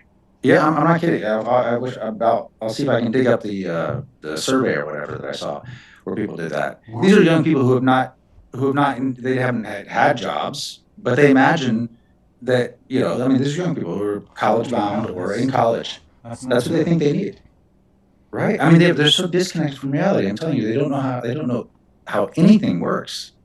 Most parents haven't allowed. Well, they've made it hard for people to work when they're teenagers. It was really hard for my son. Well, my son couldn't get a job when he was 16 because, and we were in Colorado at the time. It's just like all the state rules were so ridiculous for him to even Yeah. get a job. So most parents are like, just don't work, and you save that for later. You'll have plenty of time to work. So their engagement with reality is at a all time low. I mean, it's so bad. Wow. They Wow. don't have any concepts of Yeah. reality. But I think I like the idea of summer program because it's digestible. And so, what's the promise by the end of it? I mean, if you have during summer program, by the end of this, you will have, you know built a house, or and whatever built a tractor, but some, like, all these measurable accomplishments. You will have the capability of, Yeah. to, I mean, we can easily say something. Okay, you'll build a tractor, you build a brick press, you'll build a house and yeah, CNC machine like the torch table to build the tractors with. I mean, yeah, sure, right. anytime. Yeah, and so those things, that sounds, so this is not world changing stuff to, but this is sound, but I can start to wrap my mind around this. And it's like, you don't, all the, Maybe that's I what mean, we do. one line of thinking around sales of it is like, people are beginning to understand that college isn't going to work. that the skilled trades are in more demand now and all of that. And the U.S. is totally unprepared for that, because they've You squandered know what? skilled trades. What you're actually telling me right now sounds actually compelling because we had a summer program back in 2014. We had about 18 people here. It was pretty cool. I mean, we built, all of us were working on designing and building the brick press. We built a house. It was just like that, except now we can deliver at a higher level of finish than before. So, Yeah. yeah, it would be a very compelling. Yeah, How much would you need to charge for that? I don't know. That's the other question because if people, so the idea was 2-3 programs, so 2 days of work per week. So here's the thing that I think we can build an irresistible offer around. Whatever the hell we do, we've got an economic backbone, and that is building homes, real homes for sale, 2 days out of the week, so that we can play the other 3 days. And the 3 days would mean the curriculum and learning and all that. But that's what we can structure around. So if you want to work those 2 days actually building production homes, that thing pays for itself. We can give a stipend. Or if you want to get, if you have money and you can pay for this program, yeah, we'll charge you whatever we need. And we have to build in some instructors. Here's some capital expenditures, etc. I mean, a cool thing would be like right now we're into once again this cabin thing. It's like, yeah, you come here, you actually build your own cabin. The first week or whatever. That kind of a thing where you're really getting into the basics of starting to build civilization from dirt and twigs. Yeah, I love it. And how so how much, if you think over 3 months and people are doing 2 days a week where their labor is valuable, like what is that total roughly? 2 days a week for three Okay, so months. so if you're Yeah, yeah. Um, one thing we said already is like we'll even give you nominally. This is like for start thinking about attractive offer. Whereas before we're charging a lot for this education, it's like 20K a year, so we can hire you at 95K when you leave. Okay, what if we just pay you a $600 stipend on top of that, so you don't have to worry about surviving. We provide housing, but what's the worth of labor, right? If you're building a production home easily, okay, like minimum wage stuff, that's easy around that to pay people. So how much are you making? It's like, well, if you're doing a $600 stipend, that turns out to be about $10 an hour Yeah. for the production. So that would make it comfortable. Okay, we're actually redeeming real product, and that product, that's at market rates. That's revenue, right? So that could in itself pay for itself. Or if you don't want to work, if you want to do more of the R&D track, and which I wouldn't. I mean, that kind of gets rid of this one reality check element. So I'd really want everyone to be doing this build stuff because part of it is the group build, the fulfillment of seeing something go up real quick, right? 100%. So Yeah. so so this is once again decisions. Okay, how do we structure this to make this a palatable experience? Because the last time was okay, people just paid. Remember 2014, people just paid $450 per month just to cover expenses, basically, Mm. which was that's not a sustainable revenue model or anything like that. No, no. And what you're offering is so valuable. You want people who pay because Yeah, they will come absolutely. with a different approach. Their whole attitude will be different if they're writing a bigger If you're paying, check. you're paying attention. Yeah. Yeah, yeah, that's And good. that was actually one of the Uh, big learnings from the Builder Crash Course. The people who basically did the work exchange, those are the with the highest absenteeism rate. The people who paid mm, to learn to build a house, they were there whole time. People who didn't, they cut. It was such an it amazing makes perfect experiment. You're sense. paying to if you're paying, you're paying attention. That was amazing. It makes perfect sense. Yeah. Yeah, I have like a dozen related experiences to that. It's Yeah. Yeah. Yeah. just that a paywall changes the audience completely. I mean, a paywall, even if it's $1, for some reason, it changes people. It doesn't even.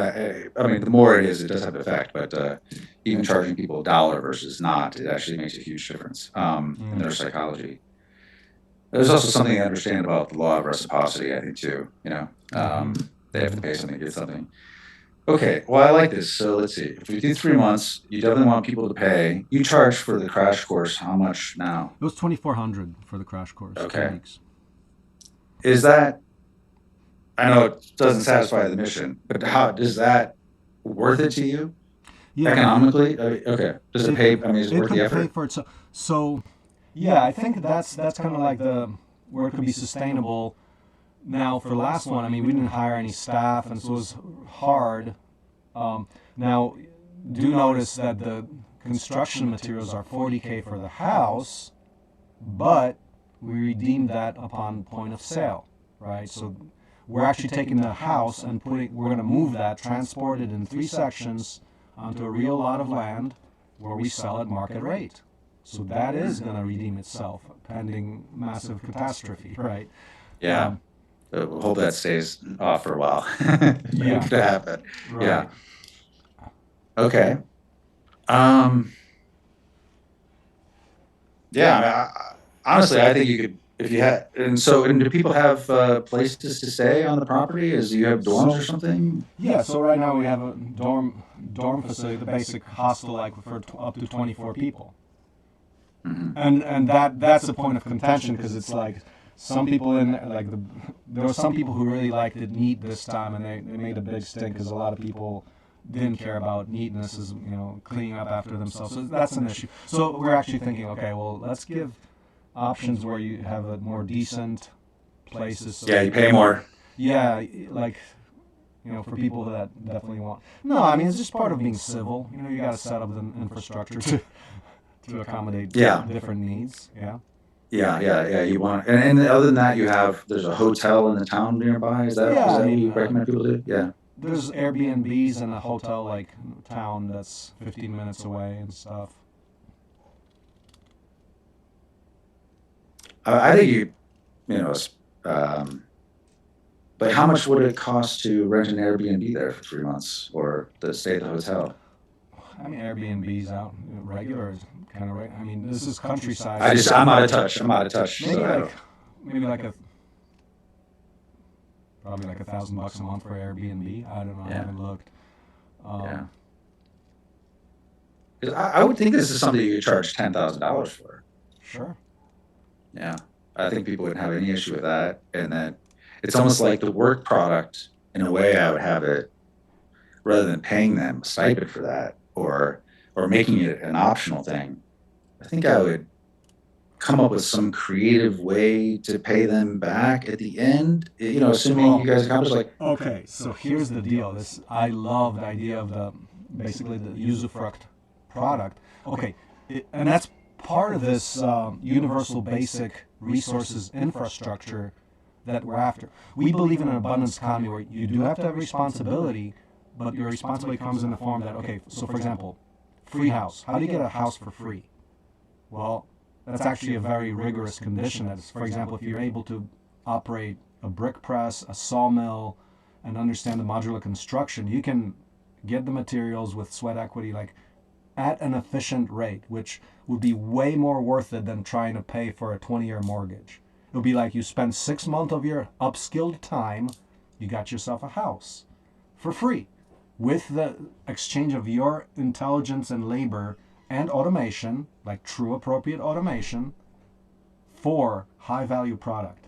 So, long story short, the idea here would be okay, come to this extreme experience, learn extreme skill, and you can redeem that like something regarding some kind of a product that we can actually give you. Like, if you attend this, we'll build your like starter cabin or something like that. Or you can get like a skid steer, make your own skid steer, or like we produce one, something like that, where it gets very interesting because of the level of integration we're talking about. So, for example, for the yeah, skid steer, you'd be like, wait a minute, steel's $1 a pound, the thing weighs 10,000 pounds.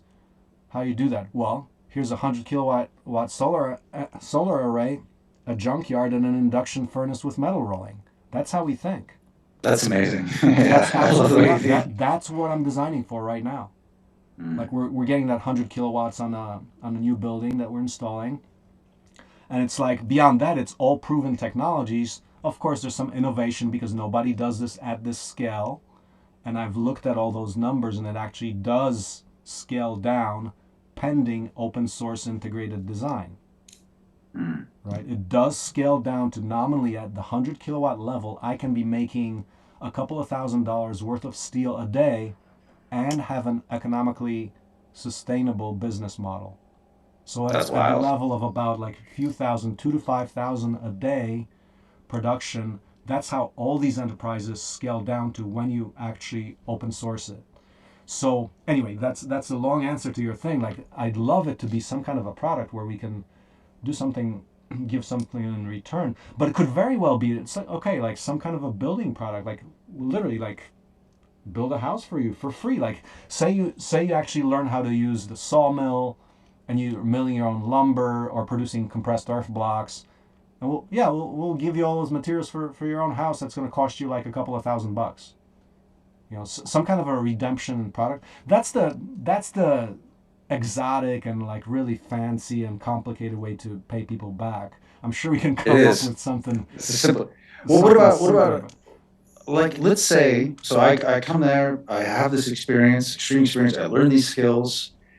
Um, are there a set of tools that I need to begin when I go back home that I need to at least have to begin to do this on my own a little bit? You know what I mean? Or is yeah, there a I set? mean, Because I wonder if those tools could be the thing. They leave with the yeah, some tools.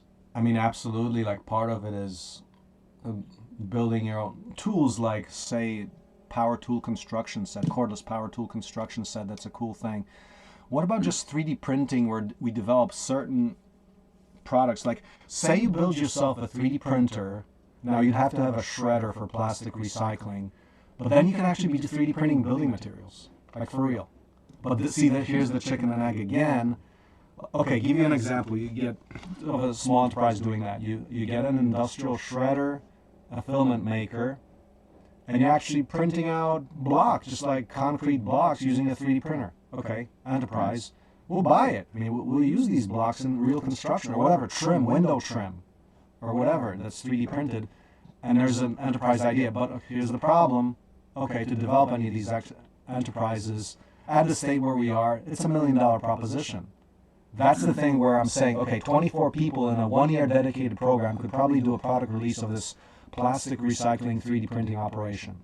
But that's the kind of scale we're talking about. So we're talking about GVCS, Global Village Construction Set, 50 M's right now to get all those powerful tools that create 11 trillion worth in the economy.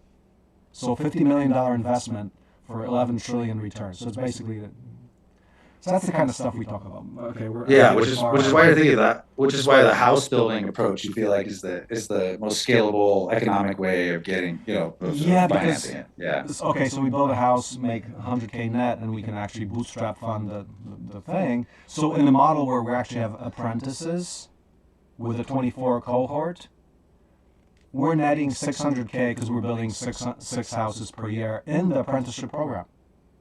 Mm. So that basically pays for the program itself.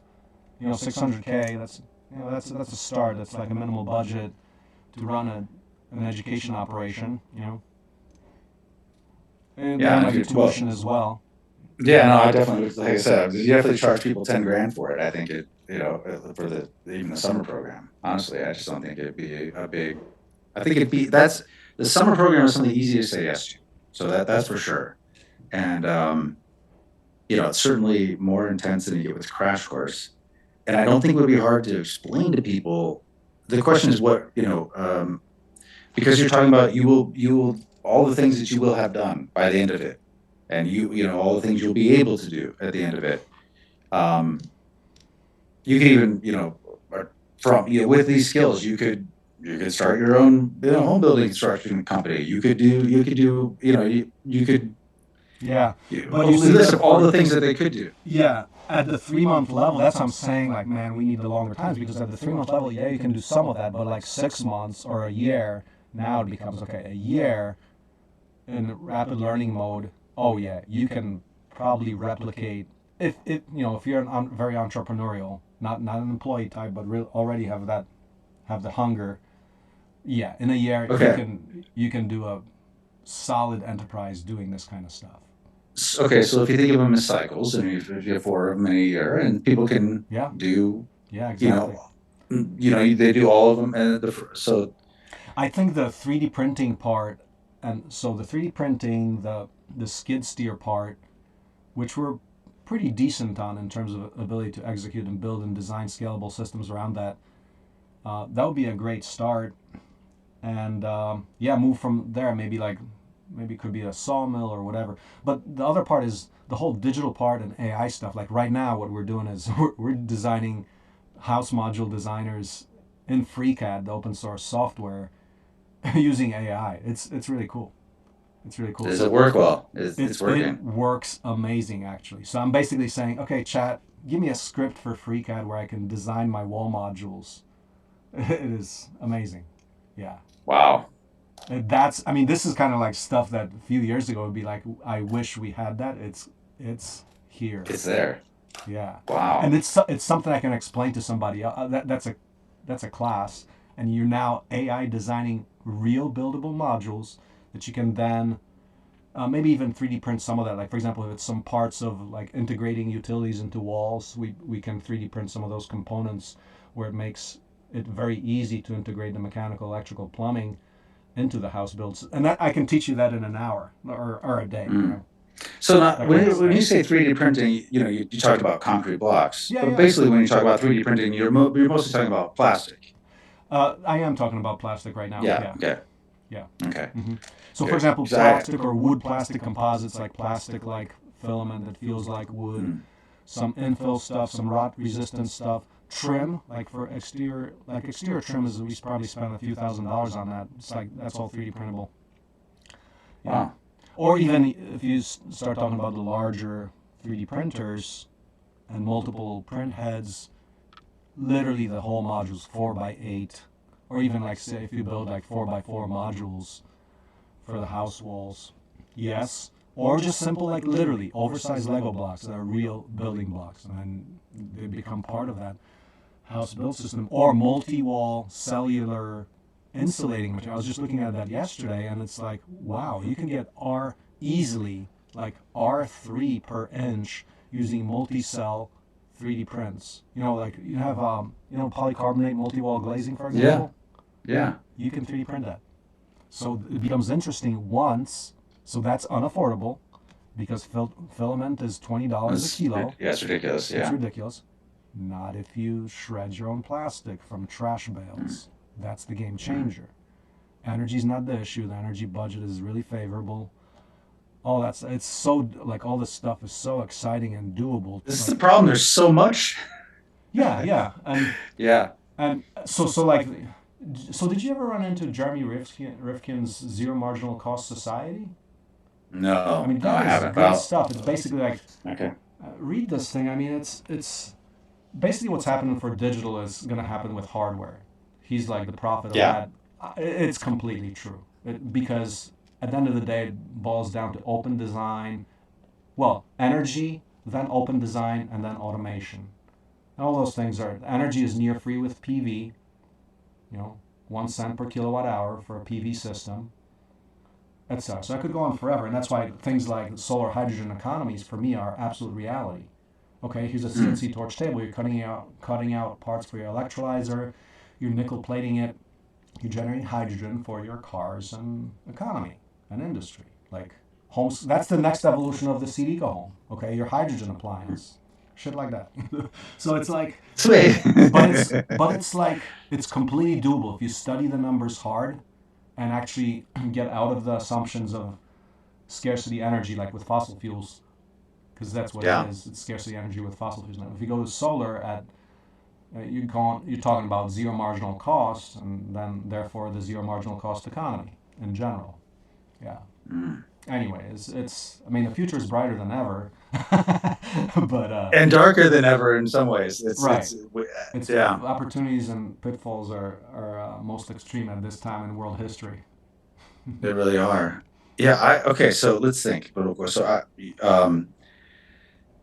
I think so the irresistible offer is something that is more bite size, the 3 month cycles. They Yeah, seem compelling. yeah, Each cycle could have its, I mean, the first one, you want to get people enough exposure to the possibilities and all things, but you have to probably focus on like yeah, a major theme, yeah, right? yeah. So But house, maybe house 3D printer tractor. I mean, who wouldn't want to build those things in 3 months? Right? I that mean, do you sounds think awesome. it gets to irresistible offer territory? I think it gets, we're way closer than when we started. The 3D printer one, I don't get as much as obvious. It doesn't sound, maybe because I've just had terrible experiences with 3D printers.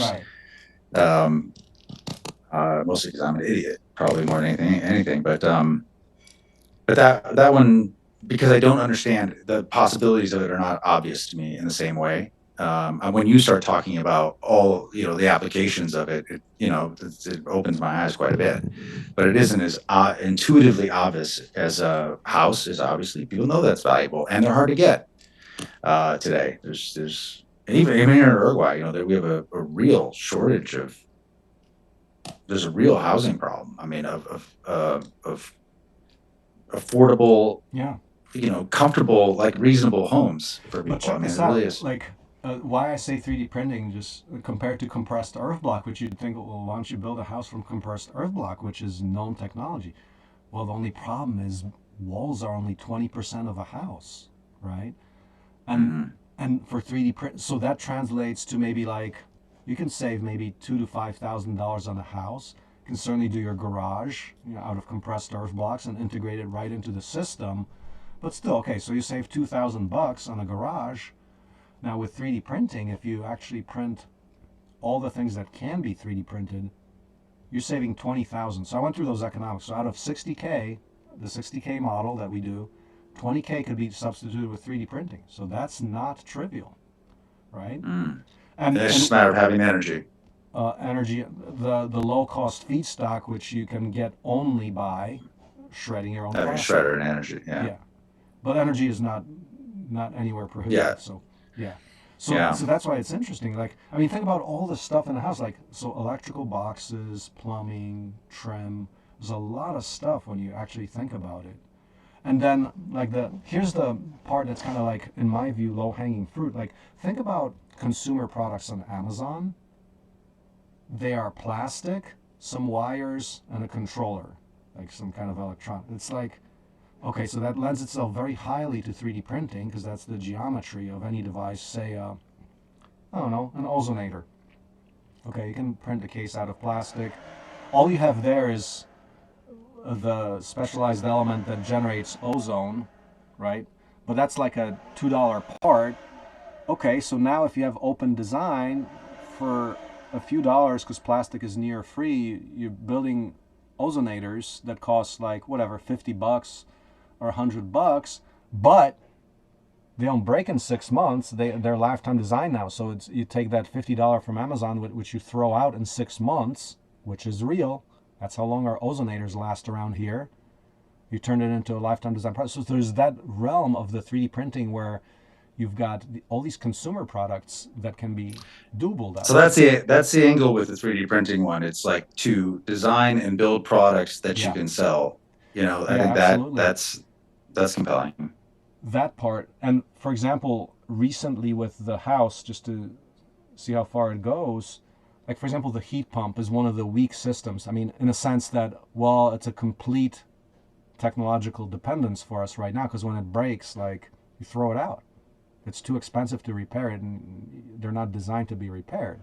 So if you open source it by simply saying, okay, we're going to get the components, build them for easy serviceability, and you 3D print your case for the device, that is extremely compelling.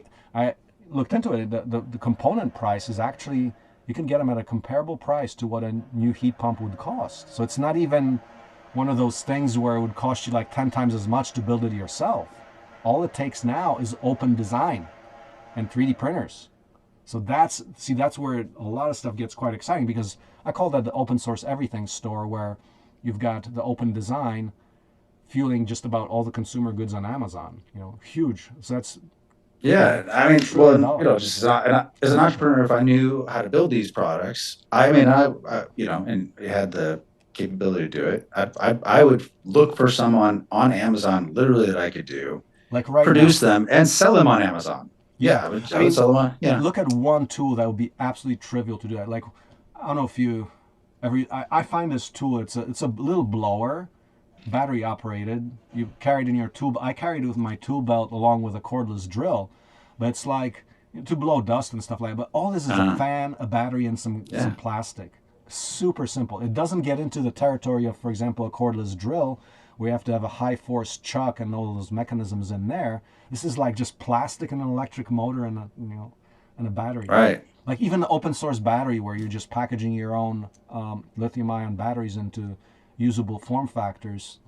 I mean, we go through batteries like crazy here.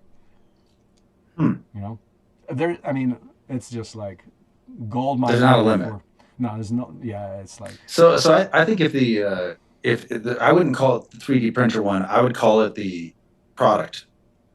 It's building and producing products, like, to understand, because even this idea. So you don't realize, you probably do realize how smart you are. Your knowledge of, I don't know what are the basic components of these products. I mean, it's Yeah, like magic to me. I just, yeah, you buy and it works. And so there's so much fundamental understanding necessary yeah, that would be useful for people to have, and to go through, like, just like in one of the cycles we have, where they go and they learn, how they're supposed to design a product and yeah. produce it. Just because that exercise, you could do that in a super turbocharged way with the Yes, laser focus of, really, no, we're yes, going to make sales on this thing before you leave. yeah, Like, yeah, yeah. Exactly. we're gonna sell these things. And this is actually something I don't know if you know, because you broke it down in the preparation for here's how I redesigned my life. Let's do the same. Like maybe we can collaborate in the future, because what you said about this black box of mystery tech, like what's that? What's a toaster? What's a washing machine? What's a heat pump? To me, that is like I'm the world's heavyweight champion on that. I would call myself, in the sense that I think I could break down anything in the world it takes about 500 different technology modules nominally. So you've got Wow. a shaft, a bearing, a motor, a control, like a spring, a It's simple to you. solenoid. Yeah. It's like you've got all these elements, and they're responsible for 100% of the technosphere. It's insane. So you can do basically the preparation for here's how we become product designers for entire civilizations, right? In So 500 that should modules. be I'll teach you this 500 should be a modules to cycle. do that. This should be a cycle. Yeah. Honestly, and I mean, there are 24 participants. Each person takes one product. Mm-hmm. Now you can, and then you explain the conceptual, stuff behind. Maybe you've identified 50 that they can choose from, that can be done, and then they pick the one that'll be theirs, So and so here's the deal. they can sell it. Yeah, yeah. But see, this is where I got to go into the numbers game again. One person over 3 months, that's a great first prototype. 24 people doing that, you're Doing talking one. full product release. So different things. Okay, One is farming got it. around. Smart, The other one smart. is I get it. I you're get it. making economic significance. Okay, I get it. So basically, then people have a, they don't own it. They own their version of it. I mean, it's open source, obviously. They're selling it, though, and they Yeah, get a payback on that. yeah, absolutely, So you teach them basically how absolutely. the basis of products, like you said, these 500 components or whatever, Hmm. and then you have them focus on one product that you could iterate into something good that would be marketable and profitable to sell. Absolutely. I like it. I think that's a really good That one. is an absolute killer, and I need people like yourself to help execute on that. Hmm. Okay, so where do we go from It's like here? such low hanging fruit. It seems obvious, but there's so much It's so foundational knowledge obvious. that people have to be able to do It's it. integrated design, and basically like getting towards like your Renaissance skill sets if you're actually going to do this in a way that matters. Because you also have to have a purpose behind it. And to me, the biggest value proposition in there is called lifetime design. A product that now, Yes. you talked about it in the book. Yeah. Yeah. Well, I think people have to have that. Like I just talk about, is like having the experience of creating something that is valuable to the world at all. Like you're talking about expertise, which is a whole other level. I'm talking about, just to get a sample to understand what's possible. But Yeah. what you could do with that is pretty amazing, actually. I think that's a great site. Once you open up, crack the world's consciousness to this possibility, oh, it's amazing. And to me, it's like the thing that boggles me right now. The Fab Labs concept, Fab Cities, Yeah, yeah. this or that. It's all been around so long, but including the RepRap project, the open source 3D printing, which started an entire industry. Do you know that? Like Yeah, yeah. most, I learned it from your stuff. Yeah. yeah, most of the 3D printing world right now was spawned by an open source project. And not a lot of people appreciate this major success of the open source hardware world. It's a Of real case. defectors. Yeah. But then what's the point of that? The point is, okay, so we've had the promise of projects like RepRap, the 3D printing, we've had the concept of Fab Labs and digital fabrication and this and that. But in terms of any actual, real, morally intelligent use case, that's called the distributed economy. Mm. And none of that has happened. That is a Why? huge What's missing? Oh, What's I think it's what? well, one is the integrated skill set, but the second thing from the entrepreneurial side, it's the idea that no entrepreneur, or very few, I know only one on the planet who's living it. Like I would say that's the apprentice from Mexico, who's living the world of open develop. No, people I think get scared. It's like as soon as you start open source, saying it's open source, they get the flight and fight response of the reptilian brain, and they run. So no entrepreneur has ever touched our stuff to date. See, I just think it's. I think there's an because I That's my agree that explanation. people with capital, with plenty of capital to deploy, would be scared off by open source. But like an entrepreneur who's trying to find his way through, like just trying to find something that works, I think I I don't don't think get that it. they'd be scared. I don't get it. We've had the compressed earth block press design since like 2010, 2012 maybe. I was expecting that hundreds, thousands of people would just replicate the enterprise. Zero. We've had the house now since about 2020. Zero in terms of replication. I mean, it's the most advanced modular build system I know of. We documented the whole house is a digital design. Every single detail of it is in CAD. Hmm. Nobody. Why? Well, it's just pushing the limits. It's pushing the limits of integrated humanity, I'd say. It's just an integrated skill set, and I entrepreneurs think it's don't I think it's integrated skill set. integrated I skill think set, it's man. integrated skill set. Yeah. It's integrated perspective. Being a Renaissance person, that's the natural state of humanity, which I believe. That's the natural state as long as we can keep all the forces of retardation from getting to us. Yeah, I think you're right.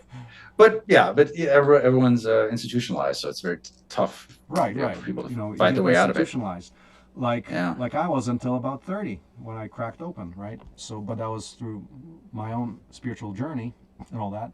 But I always had that tendency towards that. I just had no tools to execute on that early on in my life. So I was just a regular person How until long were about you 30. meditating before you had a breakthrough, what you'd Oh, it consider was a breakthrough? immediate. Like it was like once I was all pumped. So I went to Wisconsin, Madison, right? So it's a progressive town, and pretty much like the first thing I noticed in a major way is like, what is this shit? It's like, well, first of all, okay, just to trace so I went to Princeton. I got pretty depressed there because I didn't find the progressives of the world there. I found a breeding ground for the power structure of the world. It was very depressing. But pulled out of that and I said, no, I'm not never going to an Ivy League again. Let's go to some better place. Anyway, University of Wisconsin Madison. So at Princeton, I was still just completely normal and just not equipped with any other tools outside of like kind of academic stuff, but always had the tendency towards like always asking like, why is there so much inequality and all that. I got into renewable energy and stuff like that. But at Wisconsin, so as soon as I started to meditate, like pretty much cracked open this whole new consciousness, like pretty much immediately, like within days or months of starting it.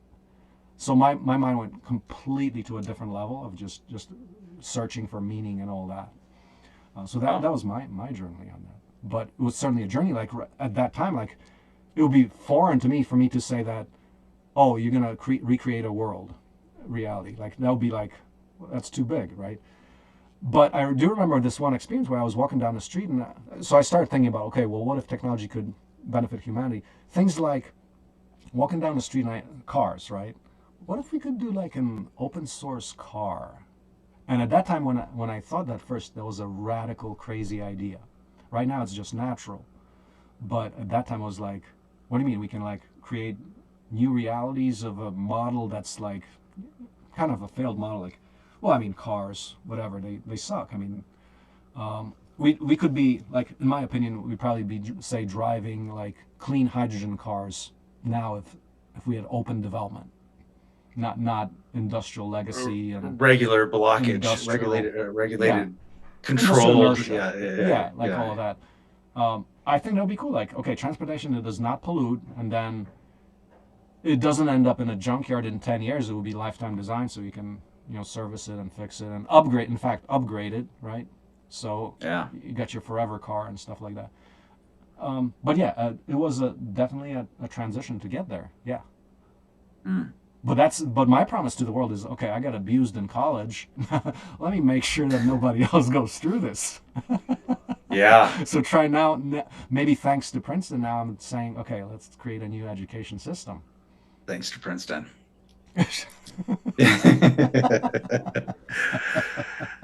I love it. So I love the product design cycle. I think that's That, fantastic. I think you built yeah, something really incredible with that one. yep, Be- be- I think that might be the biggest idea, honestly. could be. I'm not saying it's the most economically sustainable to your overall mission. I think the housing one is the bigger challenge for that, like you've already identified. But I think there's something. Well, absolutely. I think this is the missing link between people taking your open source plans and putting in work. I think there's just people have no clue where to begin. I mean, with it. Yeah, yeah. And then you can probably understand my frustration, like with the hobby world of like the 3D printing thing. Like there's a whole community out there, but all they're doing is not real product, right? They're And making sometimes, pencil holders. yeah, and sometimes when they do a real product, you see that it now becomes proprietary. Like actually somebody did come up with a cool thing, and now it's no longer online. You know, that's the reality of the world right now. So that kind of partly answers your question, like, well, what's happening to this promise of distributed wealth? Which goes into now, okay, let's just hit the money angle. So the new bank or the new cryptocurrency it's not Bitcoin, it's another scarcity-based currency. It's an abundance-based currency where you coin it pending your whatever you want to produce. So say you would say, just like in a main, like say gold was around a long time ago, you'd have some reserves that you could always redeem for. Well, that's how the new money would work. It would be like you've got your digital fab open source and you can produce things. You've got documented capacity, right? Well, I'll trust your dollar if you say it was coined based on your tractor manufacturing plant that's open source. So now you and I can exchange. So we coin our own money, and you can coin as much of it as you want, pending limits of how much you want to produce. So it's abundant. There's no longer the scarcity thing. So that will be the next cryptocurrency. So think of a robust production capacity made up of all these, say, individual consumer goods on Amazon, these 500 modules that make anything, right? That's trillions of dollars. Well, if you coin 10%, like you can coin like 100 billion off of that, and you can have means of exchange, right? You see the point here? Like, I do. So there's a model that's you're using now. Lifetime design becomes quite critical in that because your money, your stock, your gold has to last long. Like if it's lifetime design, then you know that product lasts for a long time, and therefore it's a better backing for your currency because it's got a longer life, right? So that's actually a connection. Now that I think about it, of lifetime design to the new economic model, because you need things that last. You can't be doing like China crap that lasts 6 months and have that as a basis for your currency, right? Yeah.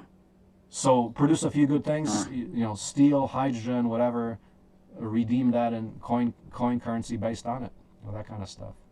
So I'm not a huge fan of gold and stuff like all that stuff because once again it's still the scarcity economy.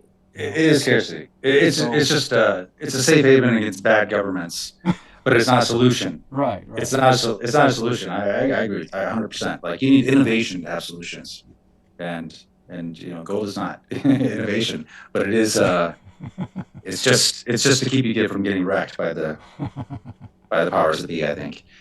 So yeah, I like it. Okay, so where are we? So we got the product one, we got the house one. So could any of this be done remotely? Could the Well, product one be done remotely in part, or yeah, in part, in the sense that you can do all the design stuff remote, but once you swarm build, you need plant and people. right? So yeah, do the design. You can have a thing where the 3 month participation after you do remote, you descend maybe 1 week, or either 1 week at the end, or maybe like there's 3 build sessions, but you appear ass in the grass. Yeah, you need several. Sweat, Yeah, sweat because equity. you need you need the iterative process quickly, and you just So lose that if you're remote. right, exactly. So, but you can, like, with the discipline of collaborative literacy, yeah, you can document and make your work transparent. Absolutely. And if you have Once someone has gone through 3 months, they might be able to do it, but probably not before that. right, right, exactly. But you could carry that team on, or portions of that team could continue on after that and do Yeah, things. absolutely. Yeah. As long as they're not waylaid by their life. Yeah. Well, and In other words, the thing is, if they're selling stuff, yeah, yeah, exactly that. like the feedback mechanism is Exactly. useful. It Exactly. works. It's working. That is the new economy. Yep. Yeah. That's what we need. We just need to get to people to the point where they can find something where they can see a light at the end of the tunnel. They can see where it gets them. Yeah. If I continue to build my expertise around this, if I invest my time here, that I can see where this is going. You know, I think with this new capacity in AI, and that's something I just discovered over the last week, like what I told you about the FreeCAD design. Really? In the last week? Yeah. Yeah. That's amazing. It's recent because I just started, hey, I can, yeah, I mean, the capacity is expanding that fast, but that's a game changer for the house product, because now you can say, oh, okay, now we're doing the brutal backbreaking work in a shop 2 days. Oh, but the third day, we're actually designing an AI design software in FreeCAD that helps us to do that better. And then to automate its production by whether it's like 3D printing of parts, what are the other ways of digital fabrication involved in this? Like, for example, RTK GPS tractors, like automated grading of foundations. Ooh, cool, that's backbreaking work. That's abusive work if you're actually driving that equipment. You know, let's get remote control and automated grading of foundations, things like that. So there's like now direct connections where you start making the connect from the brutal hard work to the digital economy, right? Which is a very interesting part. And the software part, yeah, like the other day I'm on chat doing here's the design of the CNC sawmill using the same controllers, because there's already a whole bunch of software developed for controlling 3D printers. We just modify that. The interface is already there. Motion control is all there. It is getting really sweet, like where average people can start manipulating high tech. They need this foundational skills. So yeah. So is there a foundational set of skills that would be the same regardless of cycle? Oh yeah. Everything is the same. It's just a standard open product development methodology for collaboration. You got CAD, you got automation stuff, product design cycle. It's like it's this. Yeah, there's a core skill set that's needed, but it applies. And that how See, that's the cool thing. Like right now, I can talk to you about design of all of the technosphere because I now know that, okay, you got these 500 modules, and now you can design any technology using this process. And now you got CAD, you got digital means of sharing. It's insane. See, this is also could be another crash course. Yeah. I don't mean the product part. I just mean this foundational knowledge, using these tools, understanding these things. It's like there's a basic knowledge, foundational knowledge transfer that needs to happen. It's kind of like that I want. You ever hear of Fab Academy? I did stumble across that. Yeah, Yeah, it's like they do Fab that. Academy, except uh, I would say much more applied to the real world Hmm. than the Fab Labs, which are typically expensive proprietary equipment that don't produce. They're not an industrial engine. They're like an academic experiment. Yeah, yeah, it seems that way.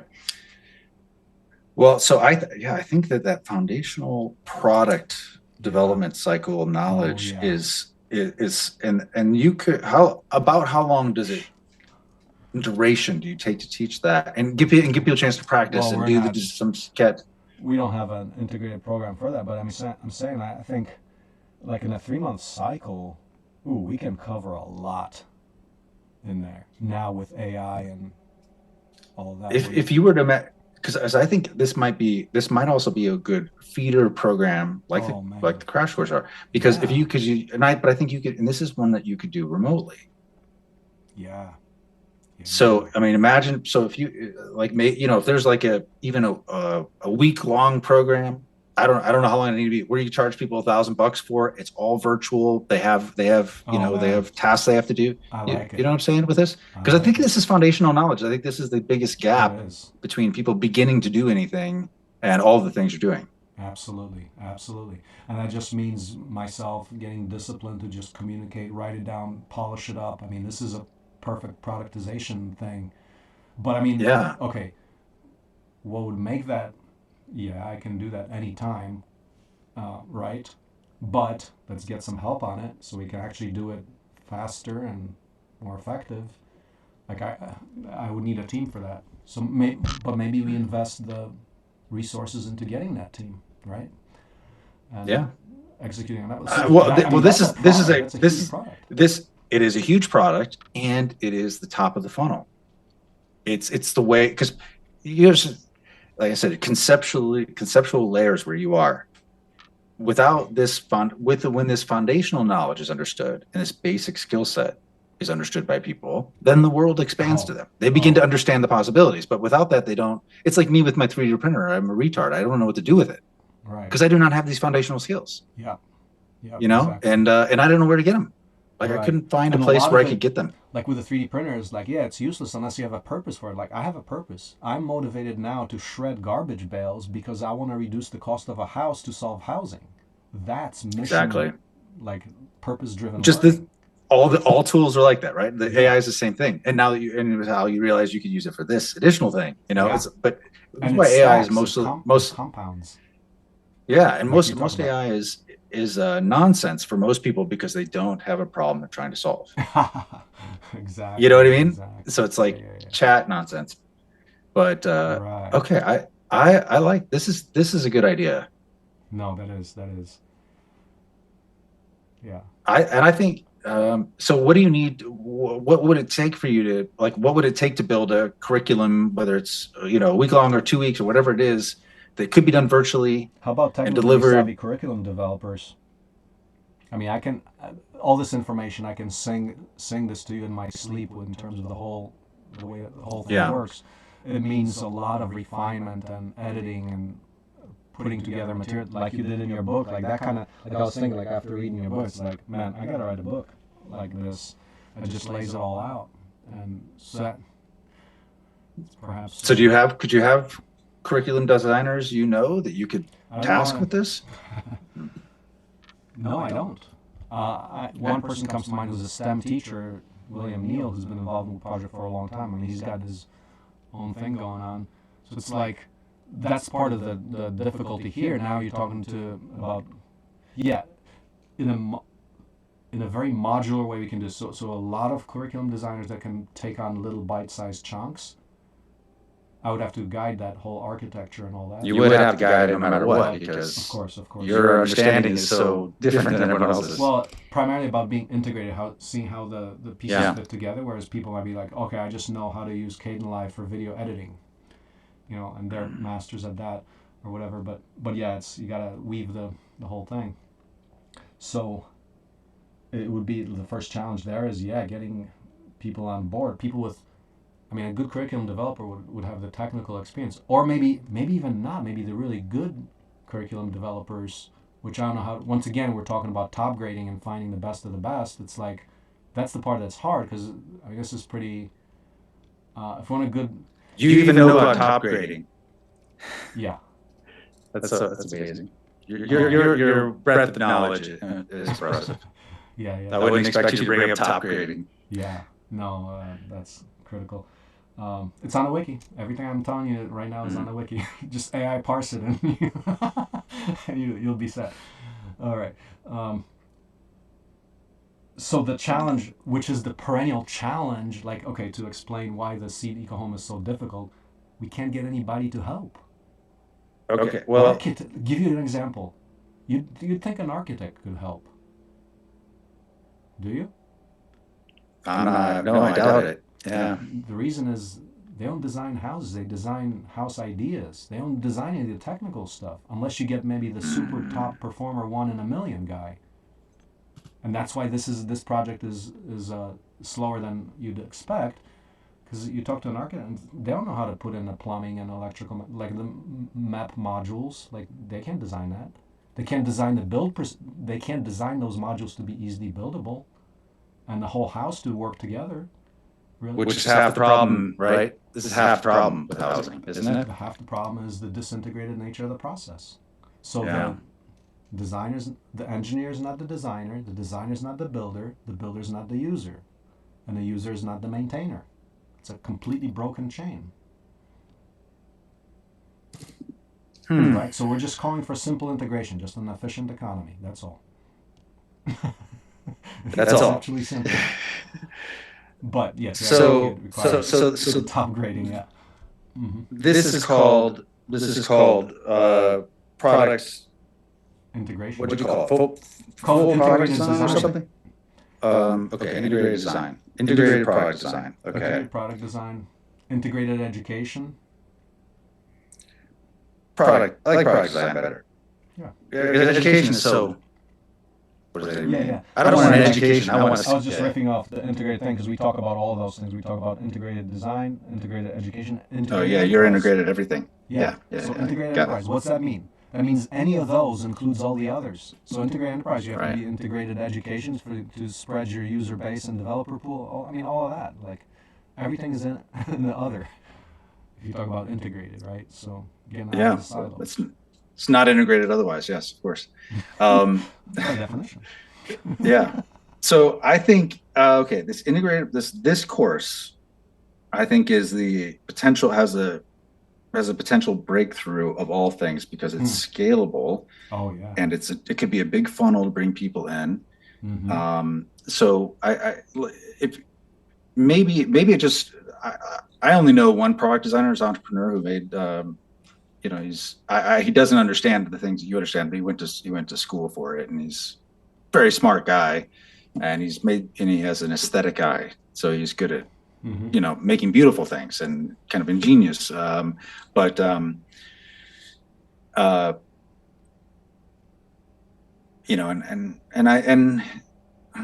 just thinking with the design of a course, I think he potentially could be helpful for that because I think he understands the product design of the course. I think his mind might be able to be helpful with that, but he probably does have all the technical background for CAD and all that. He must have that. I guess what I'm getting at is, I think we can find the people to help build the course, to create it completely. But maybe we start with, if you could just set limits. Okay, we're talking about a 7-day thing. So day 1 is what? You will learn to do this. So what do you want me to do? Do you want me to do a 7-day, 1 month, 3 month? I think just for this one, this is something that I would think was only selling online, and it'd be like a live thing though, so people get an experience. I mean, there would be some courses where they get it, but there would be group. There'd be a dynamic of it that would have to be live, or else it doesn't work as well. It's easier to sell an actual event that has a start and finish date than it is to sell an online course. Okay. And most online courses do not get completed. Okay. So we create a 7-day live thing. That's what you want? Yeah, or 5 days or 10 days, whatever you. Because I don't know the breadth of material that you think builds this foundation stone. I know it could be expanded unlimited, but like, what's the Right. first? What's the first thing where they have now? They have an Yeah. understanding and a capability. They get some practice. They see the possibilities. They know how to play. Yeah, so some set you up for success exercises, Yeah, like yeah, and I mean, simple. and assignments during it, and like, so that there's a real workload. It's like an intensive, Yeah. you know. I love the intense stuff because short duration, super intense. Like my wife, I signed her up for. She's just learning how to meditate, so I signed her up for one of these gateway meditations because I thought she didn't know where to begin, and it didn't. She had a harder time than I ever did. So we just decided for that week, I do it with her.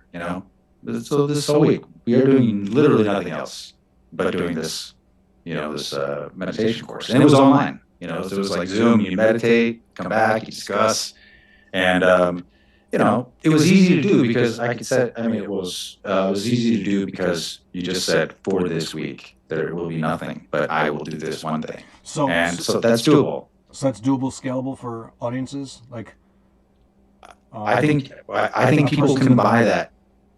5 days to and commit. yeah, I think they could. And they pay, and the range of what you could charge for this actually it could be. So you're paying attention, of course. Yeah, but I mean, you could if you make it world class, you could charge $5,000 for it. I mean, because it's such a foundation. Because you can show with these skills, these are the basis to be able to make your own products, to be able to I mean, like it's very valuable. I think I didn't understand. This has been a conversation that's been helpful for me because think I've kind of narrowed down into where you begin. Mm-hmm. And I think that, this knowledge that you have that I think you probably take for granted, honestly, because it's so basic at the beginning of your, your skill set. No, that would be it's like, what are the tools that allow someone, what are the tools that allow someone to play, like to play with the tools, to like try stuff out. Like, and you see that. And I know the there's thing that I was going to say, the thing that makes this compelling right now, it's also the AI where we can accelerate a lot of this kind of stuff on steroids, right? But that I understand it well enough that it's like, oh yeah, I'll teach you in an hour, that kind of stuff.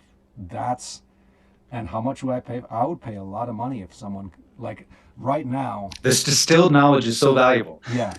If, like, right now, I would pay a lot of money for a week course where somebody can take me through the design of the induction furnace or whatever, like, the technical stuff that I deal with, just to execute on it. Like, okay, here's the whatever, like, ins and outs of the CNC torch table, whatever, integrated agriculture operation that actually works. Just some key things that I can execute upon. I mean, that would be priceless. Like, if my capacity expands, so now I can actually, even building like a washing machine, like, I learned that in a week. Well, like the actual productization, like a real functional washing machine, which is like, billions of dollars global market, right? We can start selling that or manufacturing that at OSC as a product, as a lifetime design mission compliant thing, because it now gets rid of like all this appliance waste and etc. Whatever. And you don't have to. You probably don't have to replace it every 3 years, which is nice. Yeah, so it's like, wow, that's, even if I just count it as I don't have to buy a washing machine every 3 years, that's like what, like over a lifetime, it's like a couple of $1,000, few thousand. Yeah, and it is $5,000 for that machine course, washing machine course. Exactly. Exactly. And exactly. And I think so. I think you could go. Who knows where you could go down these very narrow skill things that you could teach, and one is the foundation. Yeah, and then that leads to these other ones. You know what I mean? Exactly. It leads to these other skills. Once you get the foundation, then you're going to see that, wow, I can apply this to any single thing. Now we're talking about a public enabled and like open design, or like literally recreating the technosphere of the world, right? Yeah. I mean, it's exciting. I think this is good, and I think even You could imagine an advanced version of this where you get into the 500 components, you know. I mean, but that's definitely after, because this is even just, I mean, part of the reason probably a lot of people entrepreneurs haven't taken advantage of your stuff is because they don't know how to CAD. I don't even know where to begin with it.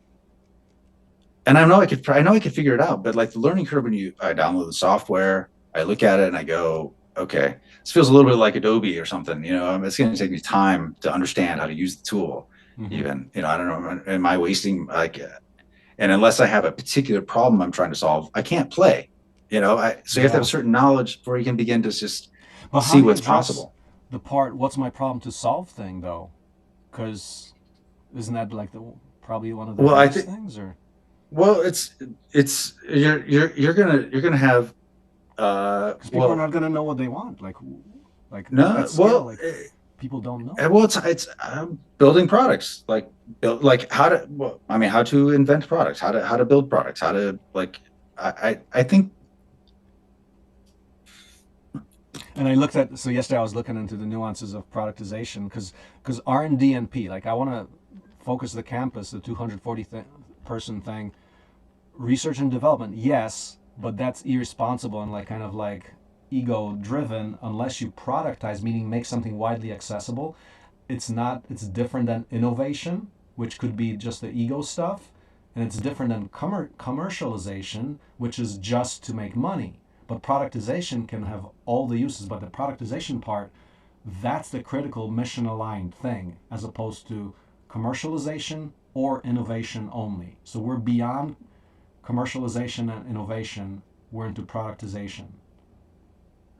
That's, I'm just saying, I that's get it's it. a subtlety, No, but I get yeah, it, and it is a subtlety, and yet it does have that positive feedback loop of being able to not commercialize, not to use that word, but you can get that product out to the world profitably.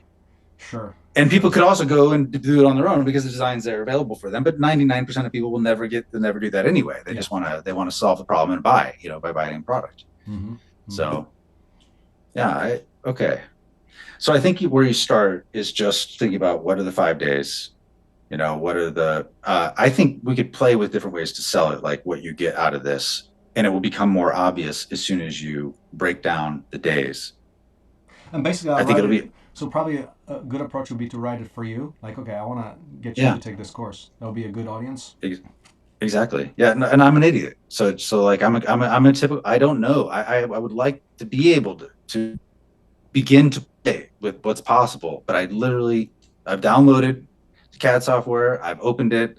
I've tried with my 3D printer, misprinted stuff, got frustrated with it. I don't understand even why the design didn't work. You know, I Mm-hmm. mean, I know nothing. I'm a total idiot. So I'm probably the right person to write it for. Hmm. I mean, a newbie. So I don't understand it. so in terms of productization, that world, what percentage of the population even thinks about it? And is it our goal then? Yeah, start be, create a culture where people are designers and builders, right? So it's like the audience is universal, right? But right now there's Well, such a small fraction that even knows where to start. I would pitch it in the capabilities thing. Just like for the preparation. You know, it's like you need, just like how we have building a product essentially as part of it, although it's not really productizing anything. It's just muscling your way through something. um, that I'd sell it as a capability, you know, to be able to use these tools and show, and you could show where it leads. I mean, you know, even the sales pitch around, if this explaining, yeah, actually, the way you went through and you said, oh, all these products are simple. You don't understand. They're all, it's a few things put together. They're actually Yeah, really cheap yeah, and easy. yeah, You don't understand. It's like all this stuff you buy, you don't even need to buy it. You can make it, and it's so easy. And I use yeah. AI, and look what I can do. Like you explaining it like that, I go, wait, Oh I man, can. yeah. You know what Okay, I mean? that is absolutely palatable. Yeah. I mean, it sounds compelling. I would want to, like, I'd pay $1,000 to do that for sure. You know, I definitely would, and probably a lot more. You know, we just, you know, because we can know, we'll test the market, and then you know, see if you should have charged more. I mean, you'll know based upon feedback. So I like, yeah, I like this as the foundation. So I know it's been a long conversation, but I think I think this is an idea that's could, Yeah. because it's scalable. it's a lot.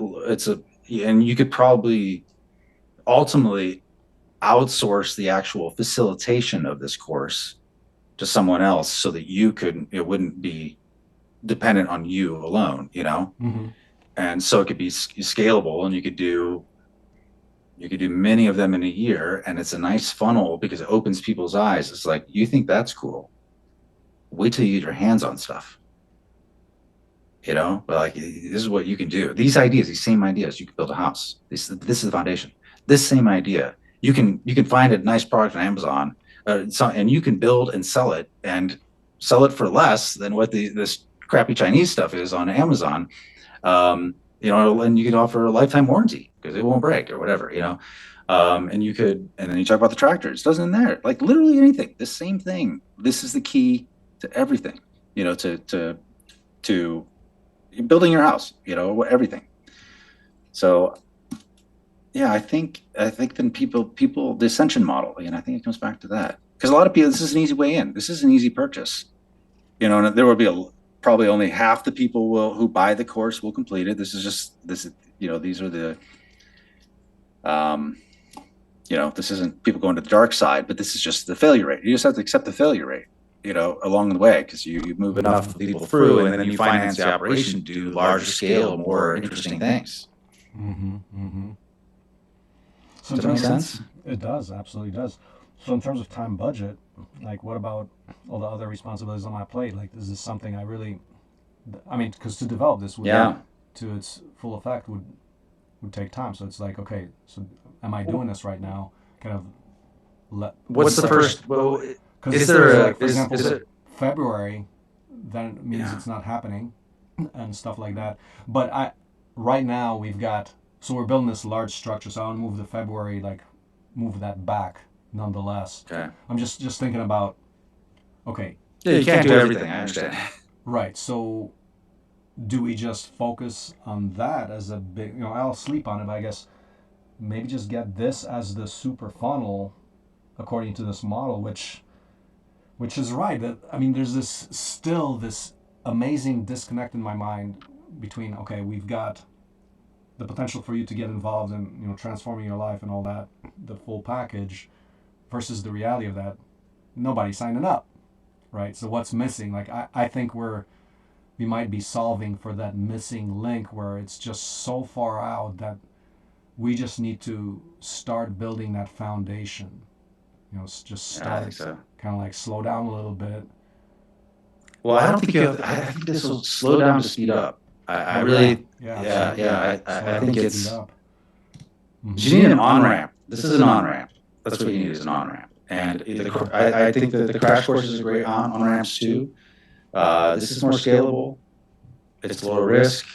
It's one of those things where the heavy lifting is done in the first iteration. Mm-hmm. Coming up with the basic concept, and then after you do 3 classes, you could easily have some competent facilitator pay them to, you could have some pre-packaged video, segments that are you teaching it, and the facilitator just takes the interactive part with everyone. The group comes together as parts of the class, and then it just runs, on its. You do some more viral videos, and you give something easy to say yes to. Yeah. Okay. So I think that's a good outcome for today. I'm disappointed if you're not going to do the crash course, but because I definitely could sell people in that. But I understand you have to keep a view on the longer term goal here. Yeah, I mean, the question is, like, putting the next one on the calendar. Yeah, I mean, of course we're gonna do more and many more. Question is when exactly at this time. Yeah. They must be a gigantic energy suck for you during those 2 weeks. Oh yeah. And probably 2 weeks leading up to it, I bet. Yeah, more than that. No, it's it's a heavy lift. Like, right now, it's not sustainable yet. I mean, I don't think it's sustainable. Like, because that means absolute commitment to that, pretty much. Because I mean, I can't get anybody to. I mean, who do I hire to? I can think about operationalizing that, getting operations there a little better. So all all the aspects of it are taken care of, and it can happen more easily without me. But we're not there yet. So In the past, you said you've hired trainers for different things, and that's you said is that correct? yeah, I mean, here and there, yes, instructors. So I mean, that's doable. The question is once again, like, given the scope of it, like, yeah, you need to do several of them and all that. Like, yeah, we just have to take the builder crash course to full productization as well. Like right now, Right. oh, it's amazing, but yeah, okay, that needs to be developed But into it's not a some product yet. scalable It, product. Yeah, no, yeah. it's not a product yet. It's still what do you call it? I It's think an it's a it's an project. it's an orchestra basically. It's a performance. Right, right. It's too much artistry involved still, so you Yeah. got Canon clone it, right?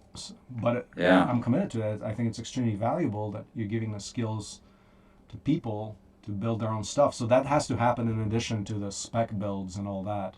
Like we got to have people equipped with the tools to do it themselves completely. Well, Yeah. I mean, there has to be a transition. People need to get to the point, and I do like that as an interim step. Before I think people need something probably before the apprenticeship, at least as you originally envisioned it. Maybe for the 3 month thing, maybe not.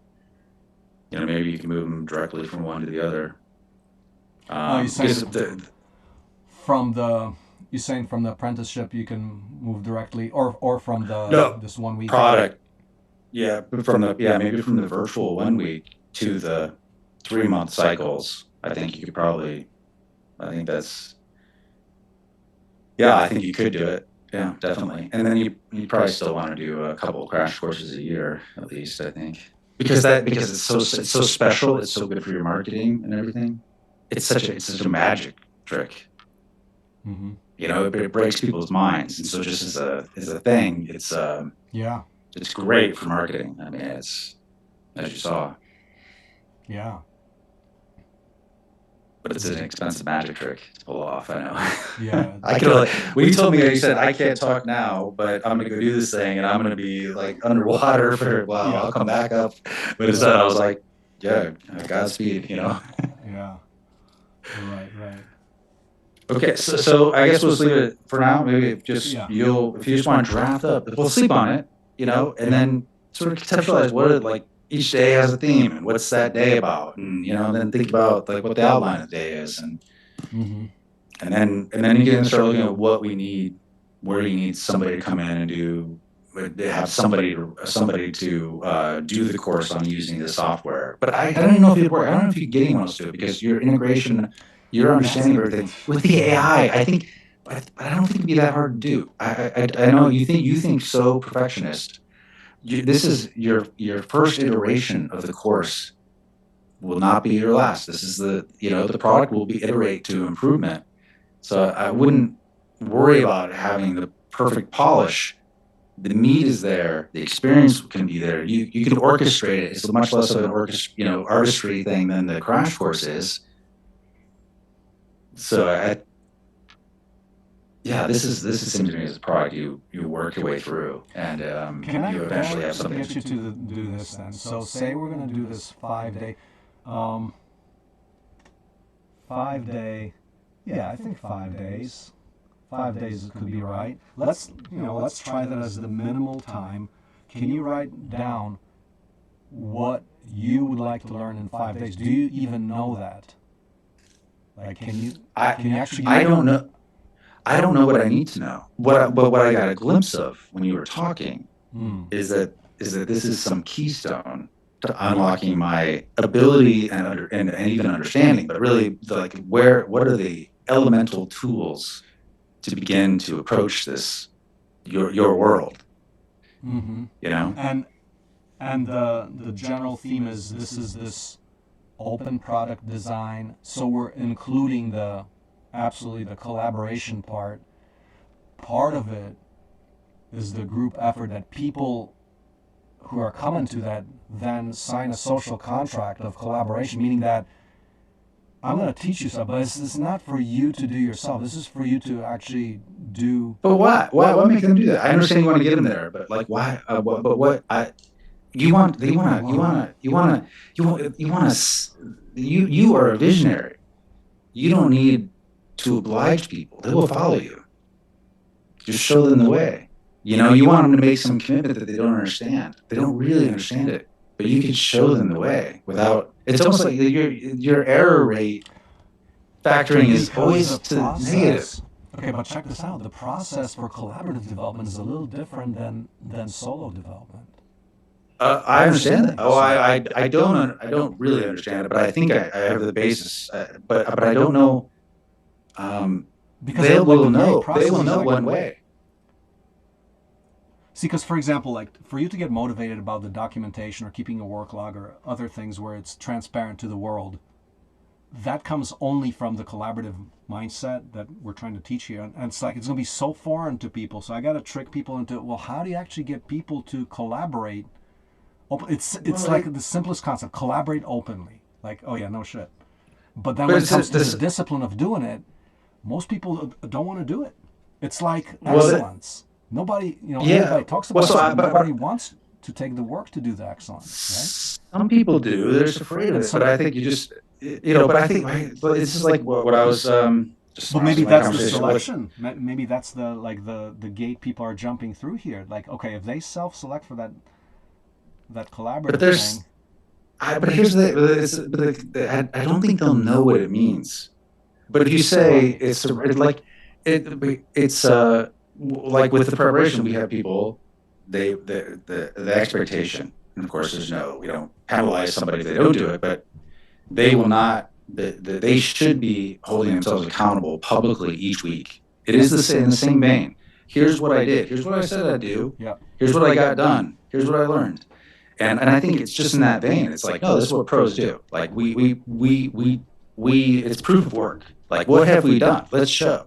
Like, and our ideas improve when they're public, not when they're like your ideas are shit when they're isolated. They need to be out there so that people can see them. And it's a matter of like, it's being a professional. Like, I wouldn't even frame. You don't have to. At this point, like, your stuff sucks if you're not willing to. You're not making progress if you are not willing to publish your work. Publish your work. Yeah. And I just think that building a culture of publishing, you can say collaboration, but actually collaboration feels different than publishing. Publishing is an accountability. Collaboration is, I'm open, like we can talk, but it takes away the rigor.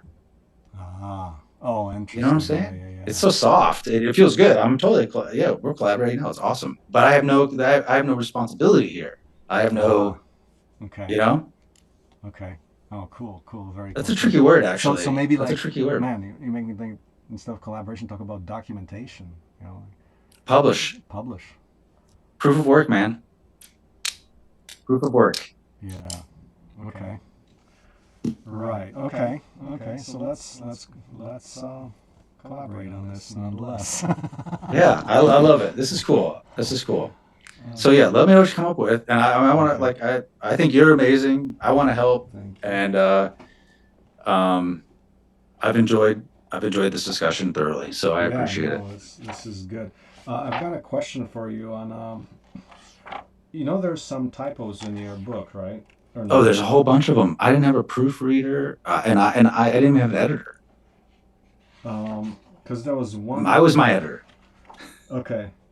Is there anything offensive? No. I know there's at least a dozen. It's one that I found actually quite ironic because in one place you said, learn grammar, and then you failed some grammar in the next line. And I actually thought, wait, was this that's what I might keep. I'm not going to change that, but that's certainly an accident. Yeah. Okay, if it's an accident, because I was reading it was an accident, but it's better. This is one. I'll point it out. I can't find it. Tell me where it is. I'm actually going to keep that for the irony. No, I thought you actually. It was so ironic that I thought you actually did it on purpose. I wish I was that clever. Okay. All right. Anyway. Yeah. No. I do have a proofer going through it finally. But honestly, it was such a bear to get this thing published. Trying to write it. I mean, I wrote most of it, but my friend and mentor Doug, he wrote. He saw what he wrote, but this was his vision. He wanted this book done, and so I waited for 5 months for his contributions. Mm-hmm. And by the time I got them back, the book was out of my mind, and I just couldn't. And I was just like, I just must get this published. Yeah. I must. So I'm just gonna. So I didn't even. I of course read it through a couple times, but Yeah. you can't see stuff.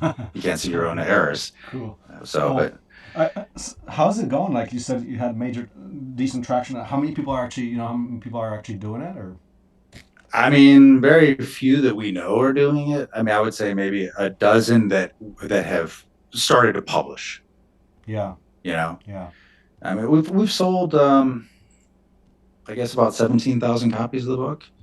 So that's pretty good, right? I, well, that's what people say. It sounds terrible to me. On the surface, it sounds terrible, but book sales are actually really terrible. I didn't really realize that of the, what is it, 58,000 published titles each year by the major publishers, less than 1% of them sell more than 4,000 copies over lifetime. Whoa. Of 58,000, it's like, how's this even a business? How is it a business?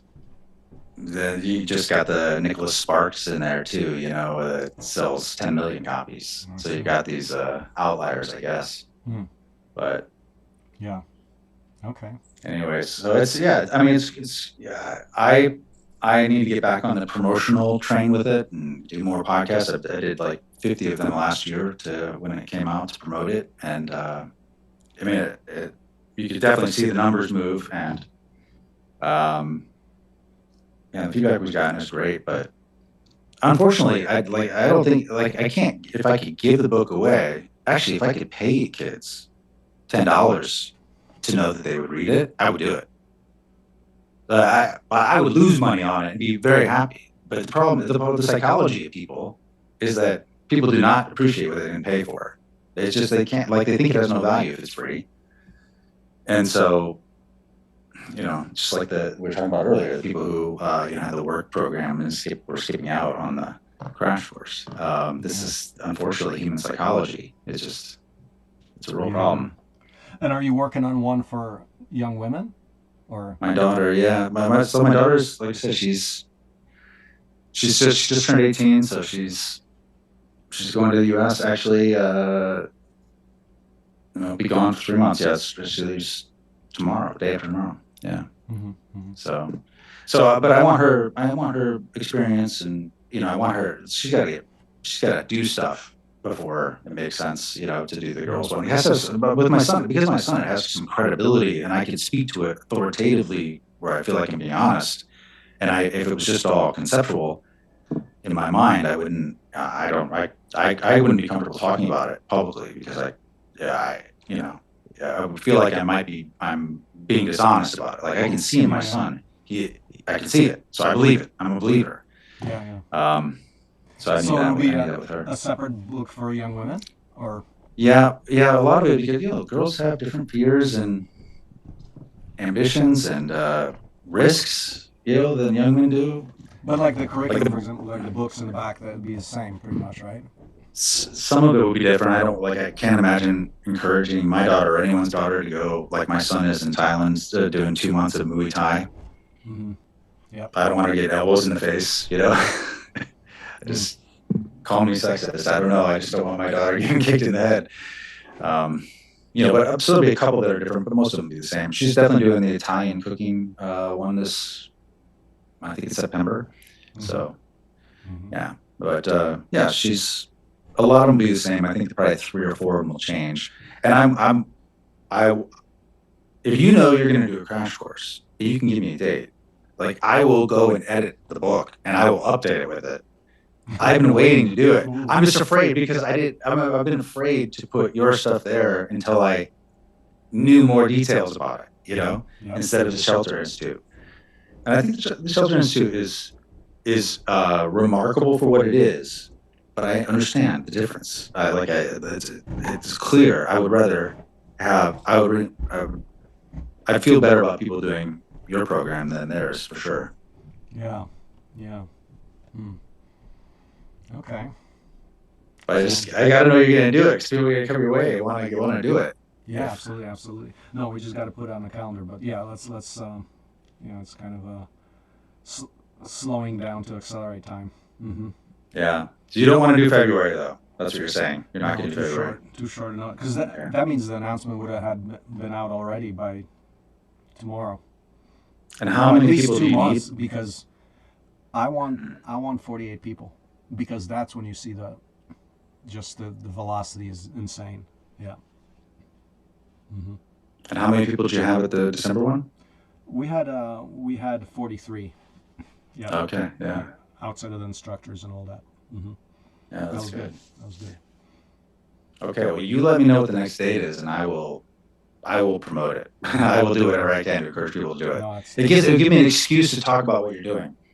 yeah, yeah, yeah. And I don't have a huge audience. Nothing will ever be viral, but they're hmm they have resources, and they are sincere. So Yeah.